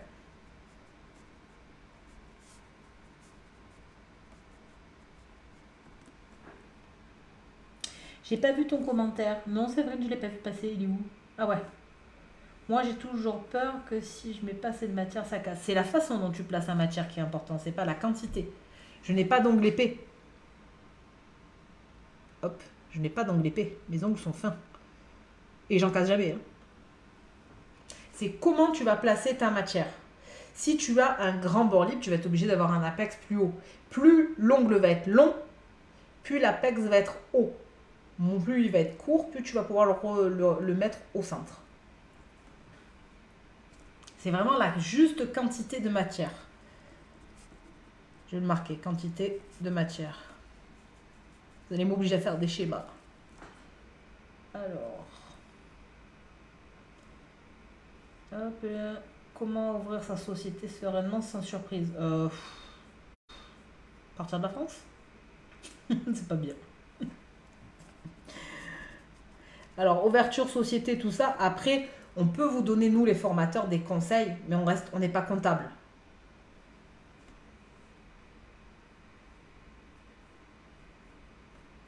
On n'est pas comptable. Donc, je vais le noter quand même.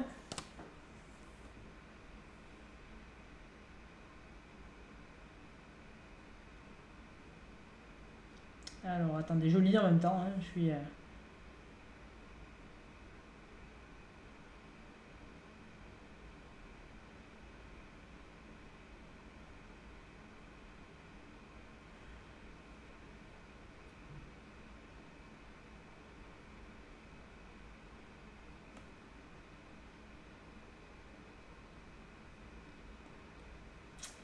Donc ensuite, je lis en même temps. J'ai le nez qui me gratte, je touche la poussière, ça y est. Comment ouvrir sa société, rappel d'architecture de l'ongle, ok. Alors après les filles, vous savez, vous me parlez de beaucoup de thèmes. Moi, pendant les webinaires, ce qu'on peut faire, c'est que vous pouvez m'envoyer des photos avant. Si par exemple, je prépare un webinaire sur l'architecture, etc., vous pouvez m'envoyer des photos. Vous pouvez m'envoyer, je puisse travailler avec vous en fait en direct comme ça, vous montrer qu'est-ce qui ne va pas, etc. Mais après, sachez que j'ai quand même des formations en ligne qui sont super quali et pas chères. C'est-à-dire que mes formations sont tournées, toutes les formations online aujourd'hui sont tournées comme là, comme on est en ce moment. C'est-à-dire que vous avez le cadre comme nous sommes en train d'avoir là, c'est exactement le même. Il y a tout pour que ça soit optimisé à mort. J'ai fait ce qu'il fallait pour vraiment réviser complètement ma façon de travailler et de façon à ce que vous ayez le plus d'informations possible. Vous avez vu la caméra, c'est ultra net. Le son, il est fantastique. J'ai vraiment fait tout ce qu'il fallait pour que ça soit le plus précis. Et en fait, j'ai une formation sur l'architecture en ligne. J'ai une formation ponceuse en ligne. Sur une façon de la mise en forme, pareil. J'en ai une aussi. J'en ai beaucoup. Alors, attendez, j'ai raté plein de choses. L'architecture, ok. Moi, j'ai commencé avec toi au premier confinement. Oui. Prendre de jolies photos de nos ongles. Alors, prendre de jolies photos, oui, je peux vous faire voir. Après, je ne suis pas une professionnelle de la photo. C'est surtout que je le fais au feeling. Le plus important, ça va être votre téléphone. Voilà. Téléphone et la lumière. Terminé.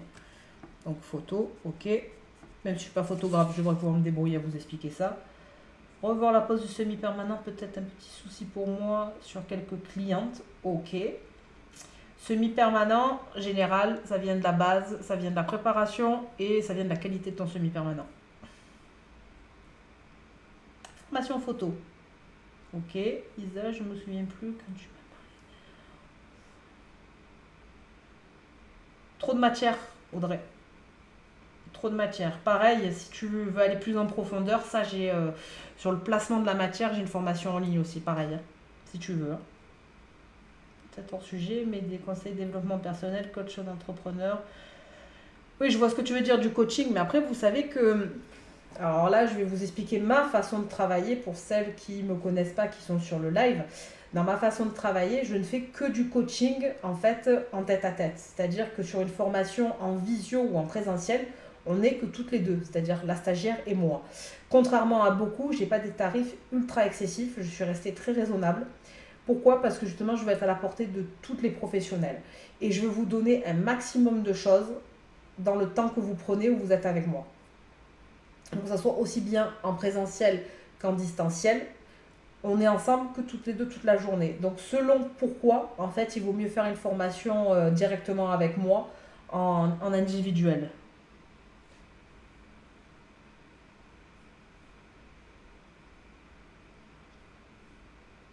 Carole, j'ai retourné une énorme partie. En fait, tu vas sur le site internet, tu vas formation en ligne et toutes celles qui sont là-dedans, en fait, sont tournées quasiment, hormis les cours vidéo, sinon elles sont toutes tournées comme ça. Et j'avais fait évoluer récemment encore la façon de tourner.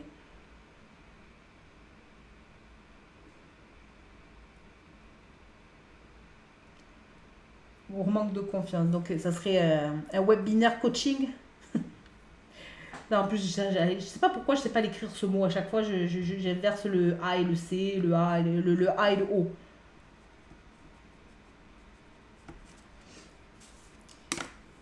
Après, je vais pas vous vendre du rêve, je vais pas faire comme certaines font. Elles vous vendent du rêve, du red life. Vous savez, oui, alors tu comprends la confiance, machin. Non, en fait, il faut analyser pourquoi.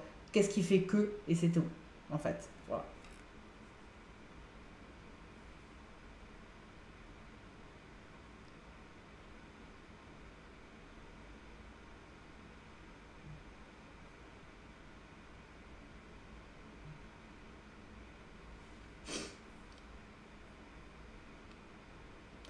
Ensuite,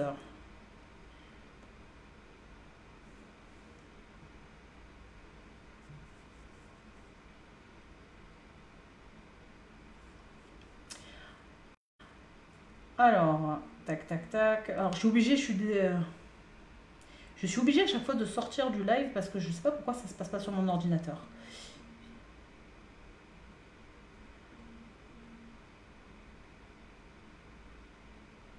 Alors, ensuite, donc, pour toute... Audrey, pas même si je fais déjà du développement personnel et que j'ai progressé. Oui, après le développement personnel, ça dépend duquel, hein, les filles. Moi, j'ai fait beaucoup de trucs. Il y en a beaucoup, c'est j'essaie de te retourner la cervelle, j'essaie de t'enrouler dans la farine. Et non, celles-là, il faut les éliminer. Donc là, vous me parlez toutes de beaucoup de formations qui vous intéressent, que le limage, la ponceuse, etc. Donc sachez que je vais vous faire un petit code promo que pour vous, parce que vous êtes là, vous êtes avec moi, vous êtes sur la première en plus avec moi, ça me fait beaucoup plaisir. Donc je vais vous faire un petit code promo qui va durer 24 heures, qui va être le code promo webinaire, qui va être valable sur quoi? Sur les formations online et sur les manuels de formation à télécharger. Donc je vais vous le marquer, je vais vous l'épingler, donc ça vous donnera droit à 20%.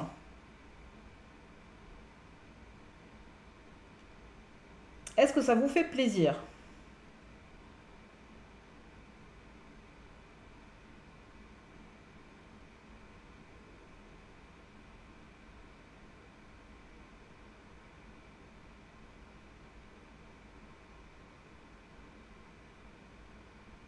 Bon, de tous les cœurs que je vois, apparemment, ça vous fait plaisir. Merci.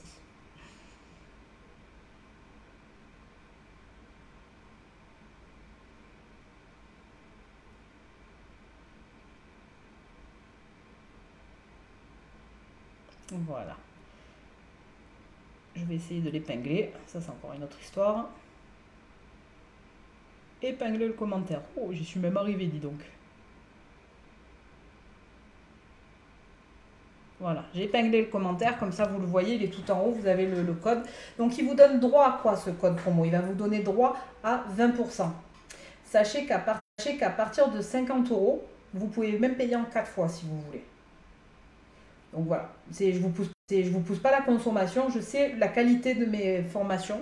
Les filles qui sont ici présentes, pour beaucoup, se sont formées avec moi, donc elles savent ma façon de former. Je suis quelqu'un qui va dans le détail. C'est-à-dire que je décortique tout pour que vous compreniez. On n'est pas des machines. On ne doit pas photocopier ce qu'on apprend. On doit comprendre pour l'adapter et pour pouvoir travailler en réfléchissant. Moi, dans toutes mes formations en ligne, c'est comme ça que j'apprends à faire les choses. C'est comme ça que je veux que mes élèves réfléchissent. Comme moi, je réfléchis en clientèle. C'est-à-dire que je vais avoir une cliente qui va avoir un ongle gras. Je vais réfléchir en fonction de son ongle gras. Celle d'après, elle arrive, elle va avoir un ongle sec. Je vais réfléchir par rapport à son ongle sec. Une, ça va être un temps qu'elle va me démolir tout. Elle va attraper, machin, nanana. Je vais m'adapter à ça. L'autre, elle va être très douce. Je vais m'adapter à ça aussi. C'est ce que je vous apprends dans mes formations. Et en fait, quelle que soit la formation, je vais dans le fond des choses. Je veux que, en fait, vous ayez le A jusqu'à Z.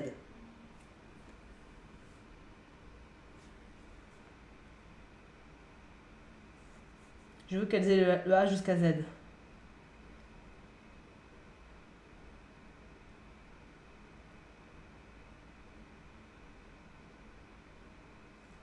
Hop. Et en plus, le petit plus que je ne vous ai pas dit, c'est que les formations sont donc visibles illimitées. C'est-à-dire qu'aujourd'hui, vous prenez la formation ce soir parce que vous bénéficiez du code, ça serait dommage de pas en profiter. Vous bénéficiez du code, donc vous prenez votre formation, vous n'avez pas le temps de la regarder demain, après-demain. Dans 6 mois, elle est encore valable. C'est-à-dire que je ne vais pas vous faire sauter l'accès au groupe où il y a la formation parce que vous n'avez pas regardé, la formation, pas du tout. Vous avez un accès illimité. Une fois que vous êtes inscrite sur le groupe, vous restez inscrite. J'ai des élèves qui vont reconsulter leur formation des fois parce qu'elles se disent « Ah tiens, il y a un truc, j'ai besoin d'une piqûre de rappel. » Hop, elles retournent sur le groupe, elles regardent leur vidéo et hop, elles refont. Tu peux faire un webinaire sur les marques en général, il y en a tellement. Alors les marques, je peux faire ça, Audrey. Alors je ne dénigrerai jamais personne. Mais après, un live marque, ça va être compliqué. Pourquoi? Parce que c'est chacune sa sensibilité. C'est-à-dire que moi, par exemple, je n'aime pas qu'on me prenne pour une imbécile et qu'on me vende du rêve. Et il y a certaines fois où c'est l'impression que j'ai. Voilà. Donc, et mon impression ne va pas être celle de la voisine. Donc après, oui, on peut faire un webinaire marque sans problème et parler tout ensemble de toutes les marques qu'on peut utiliser, à savoir qu'il y en a, c'est vrai, énormément et tellement qui arrivent sur le marché qu'il y en a qui arrivent, qui disparaissent, qui reviennent et les plus grosses restent là. Aujourd'hui, les plus grosses, on est sur du Ongle Mode, on est sur du M-Nails, on est sur du Nailish, on est sur du OA. Après, on va avoir tout ce qui est Indigo. Après, ça dépend le prix qu'on veut mettre dans les produits. On pourra parler d'un truc comme ça, pourquoi pas. Question concernant l'information en ligne, on a toujours accès, même si on avait l'ancienne version. Bien sûr. Ah, j'ai pas supprimé. L'ancienne version reste l'ancienne version. En fait, si vous voulez, aujourd'hui, toutes les formations que je tourne sont tournées comme ça. En fait, je suis face cam, je vais avec, vous voyez ma façon de travailler. J'ai essayé vraiment d'optimiser un maximum le format de manière à ce que ça soit le plus lisible pour vous. Et en plus de ça, vous avez le manuel que je vous décris. Je ne sais pas si j'en ai un de près là, ça va être la surprise, hein, vous allez le voir en même temps que moi. Voilà, ben ça c'est la fameuse que j'ai tournée, vous voyez, sur la formation des pauses. Vous avez un manuel comme ça, donc où j'explique directement la théorie. Donc je vous fais voir juste une première page par exemple sur la dépose. Tout ça, je vais l'expliquer avec vous. Je vais vous l'expliquer, vous me voyez là comme ça en face cam, etc. J'explique, je passe en pratique pour vous montrer par exemple un petit détail et après à la fin vous avez toute la pratique. Donc voilà, ça c'est ma nouvelle façon de fonctionner. Ça va être de vous montrer ça comme ça.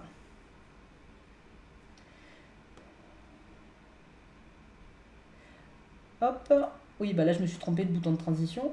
Hop, ah oui, je confirme, en plus il y a... J'allais poser la question. Donc en fait, si vous voulez, par exemple, la formation, laquelle c'est que j'ai retourné, que j'ai supprimée? L'ancienne Popit.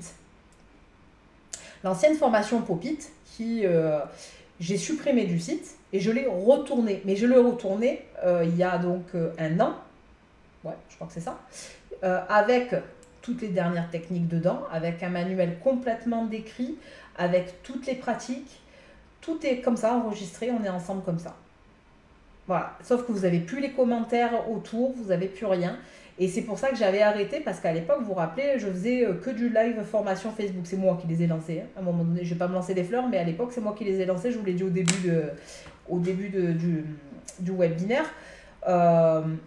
Et en fait, beaucoup de filles m'ont dit que le côté commentaire des autres, le fait que je réponde aux questions, le fait que je donne beaucoup, etc., ça dérangeait. Pas de problème, je me suis adaptée. Et du coup, c'est là que j'ai commencé à enregistrer les formations. Et une fois par mois, je vous mettais les formations que je faisais. Mais en fait, c'est parce qu'on m'a demandé de faire évoluer puis moi, qualitativement, je voulais faire évoluer les formations en ligne. Pour moi, il faut que ça vous apporte quelque chose. Voilà, si c'est vous former pour vous former et afficher, faire un mur de certificat, je ne vois pas l'intérêt. Si c'est vous former pour apprendre des choses, là, bienvenue dans mon monde. Oui, j'ai fait un groupe de discussion par formation, en fait, où vous envoyez votre travail. Donc, je les ai levés de Telegram parce que vous n'étiez pas du tout accroché à Telegram, vous n'avez pas réussi. Vous n'avez pas du tout accroché avec le principe de Telegram, donc j'ai laissé tomber l'histoire. J'ai rebasculé les groupes comment on appelle ça, de formation, donc c'est-à-dire où vous allez répondre à vos questions et vous allez envoyer votre travail sur Messenger, où il n'y a que moi et vous qui avez accès. Et je vous corrige, je suis 7 jours sur 7 joignable. Au niveau tarif, je suis très accessible. Sur une formation en ligne, la plupart du temps, je suis à 50 €. Hormis quelques petits modules qui sont un peu moins chers ou un ou deux modules qui sont beaucoup plus chers parce qu'ils sont très très longs. Mais sinon, vous prenez la manucure et la pédicure russe, le module est à 150 €.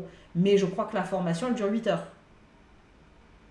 Avec des supports théoriques papier en PDF à l'intérieur, avec de la correction. Je corrige chacune d'entre vous. Je vais venir en fait vous corriger dès que vous envoyez une photo. Je vais vous dire où vous avez fait l'erreur, pourquoi vous avez fait l'erreur et recommencer. Voilà, la correction, elle est personnalisée et illimitée. Contrairement à beaucoup qui vous font soit vous faire payer les corrections, soit qui ne vont pas vous donner de correction tout d'ailleurs. Je ne suis pas là pour dénigrer mes collègues formatrices, pas du tout, hein, parce que je déteste ça. Mais je veux dire, j'ai mon façon de fonctionner. Moi, je suis très linéaire. Voilà, la théorie, la pratique. J'ai appris la théorie, j'ai appris la pratique. Maintenant, je mets en pratique. Quand je mets en pratique, il faut que je vous explique si ça ne va pas, pourquoi ça ne va pas. Et si vous avez besoin de 10 corrections, vous aurez 10 corrections. Il n'y a pas ma petite élève là en ce moment qui est en formation de base avec moi. Je pense que je l'ai fait craquer, elle peut cher avec le chablon. Je lui ai fait recommencer, je ne sais pas combien de fois ses pauses. Tant que c'était pas bon, elle a recommencé. Parce que c'est de la correction justement pour aller dans le fond des choses. Et en plus de ça, comme je vous ai dit, au niveau de tarif, je suis méga accessible. Moi, j'ai eu payé des formations très très très très chères et j'ai pas appris ce que j'ai mis dans mes formations. Excusez-moi, je suis en retard pour les commentaires du coup. J'ai appris énormément avec tes formations, c'est vrai, je retourne. Oui. Ok, il faut que je m'y remette. Sur tes formations. Allez, reviens Carole. Bon, ça Cynthia, c'est pas grave, il y aura le replay. Tu prends le CPF? Ah, tu me fais faire une crise du checker toi, avec ton CPF? Moi, je préfère avec interaction maintenant. Oh, ça suffit, on arrête de changer. Hein. Alors, le CPF, qu'on en parle. Le CPF, le problème, c'est qu'on vous prend pour des imbéciles. Le CPF est fait uniquement normalement pour la formation de base. Je ne sais pas par quel miracle, beaucoup arrivent le prendre pour des perfectionnements. Et je crois le perfectionnement, mais elles vous prennent pour le nail art, elles vous prennent pour ci, elles vous prennent pour ça. Je ne sais pas comment on fait, je ne sais pas. Le problème du CPF, c'est qu'on est obligé d'augmenter nos tarifs. Alors, je ne dis pas que je ne le ferai pas un jour, j'en sais rien en fait. C'est qu'aujourd'hui, je n'ai pas trouvé un centre certificateur qui me corresponde. Voilà. Parce qu'aujourd'hui, prendre entre 30 et 40% sur chacune de mes élèves, ou 50%, j'ai même calculé, j'en ai vu, c'est 55% de plus qu'une journée. C'est par exemple une journée à 250 €. La fille, elle marge à 55%.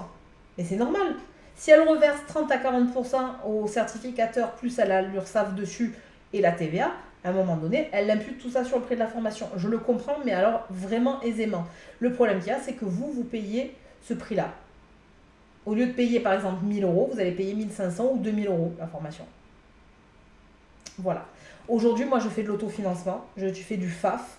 Pour les formations en ligne, je fais que de l'autofinancement. Mais vous pouvez payer jusqu'à 4 fois. 4 fois sans frais, c'est moi qui prends les frais à ma charge.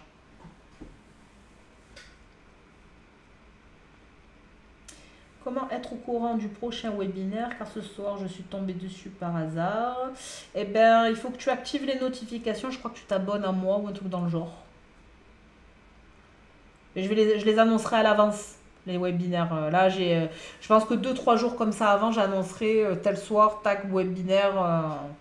D'ailleurs, en parlant de ça,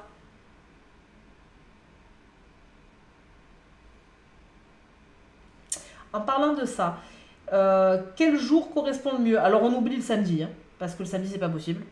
Mais quel jour vous correspondrait le mieux? Voilà. Et puis, il y a un autre point qui est vachement important, c'est que votre histoire de CPF, quand vous avez du CPF, vous vous formez. Moi, il y a un truc qui me dérange dans le CPF, c'est qu'en général, c'est des grandes classes. Aujourd'hui, moi, vous êtes en individuel, et même dans les formations en ligne, du coup, je vous corrige comme si vous étiez en individuel.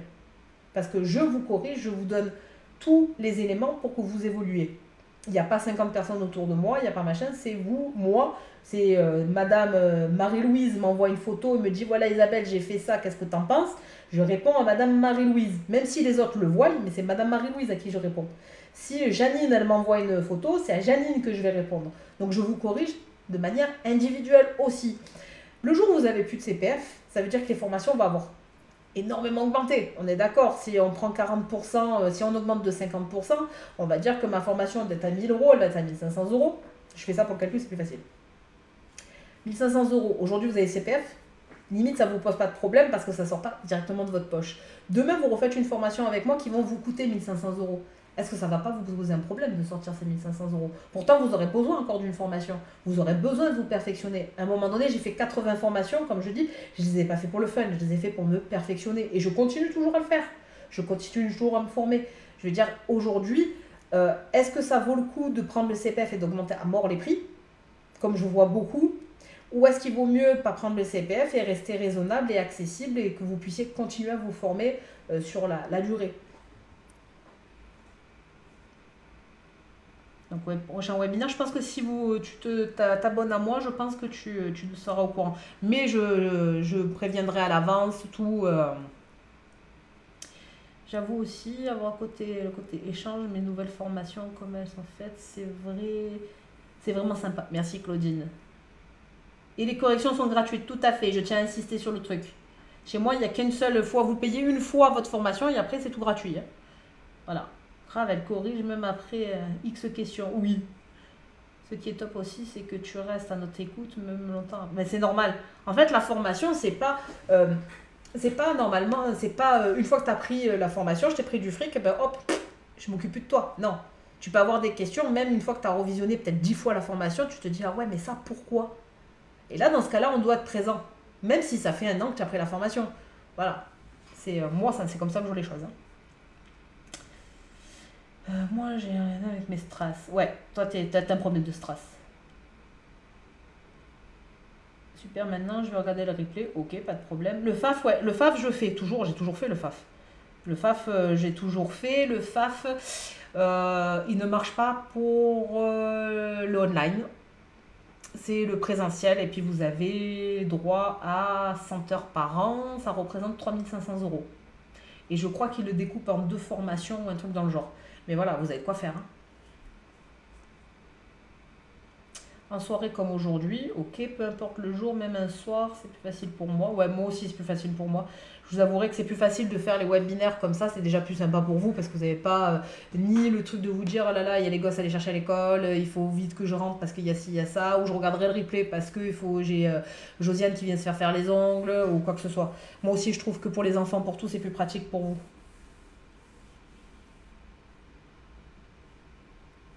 Il y aura un replay, oui. Je vais laisser le replay. Oui, je vais laisser le replay.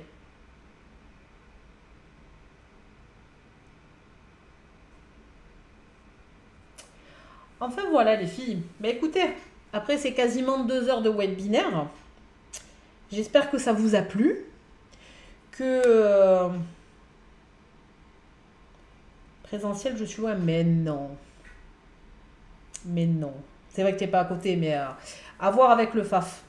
Pose-leur la question, voir si distanciel, eux, ils sont prêts ou pas. Là, il n'y a qu'envoyer en directement avec eux. Mais oui, effectivement, je prends le FAF. Oui.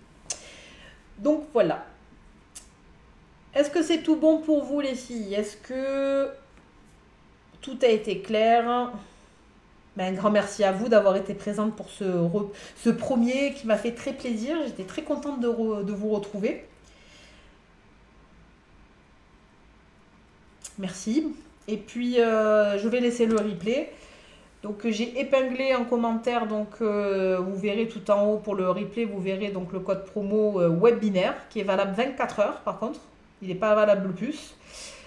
Et n'hésitez pas, si vous avez des questions ou quoi que ce soit, comme d'hab, vous venez en MP avec plaisir. Bah, écoutez les filles, je vous souhaite une bonne soirée. Et je vous dis à bientôt. Et n'hésitez pas à m'envoyer, même en message, des thèmes. Si vous avez des idées de thèmes, coucou Isa, j'ai une idée de thème pour un prochain webinaire. Hop, vous me balancez les idées. Et moi, après, je fais avec tout. Regarde sur le site, Audrey, les perfectionnements, ça dégrève en fait. Ça va de 150, ça part une journée à 150 et après, hop, je fais des prix pour plusieurs jours.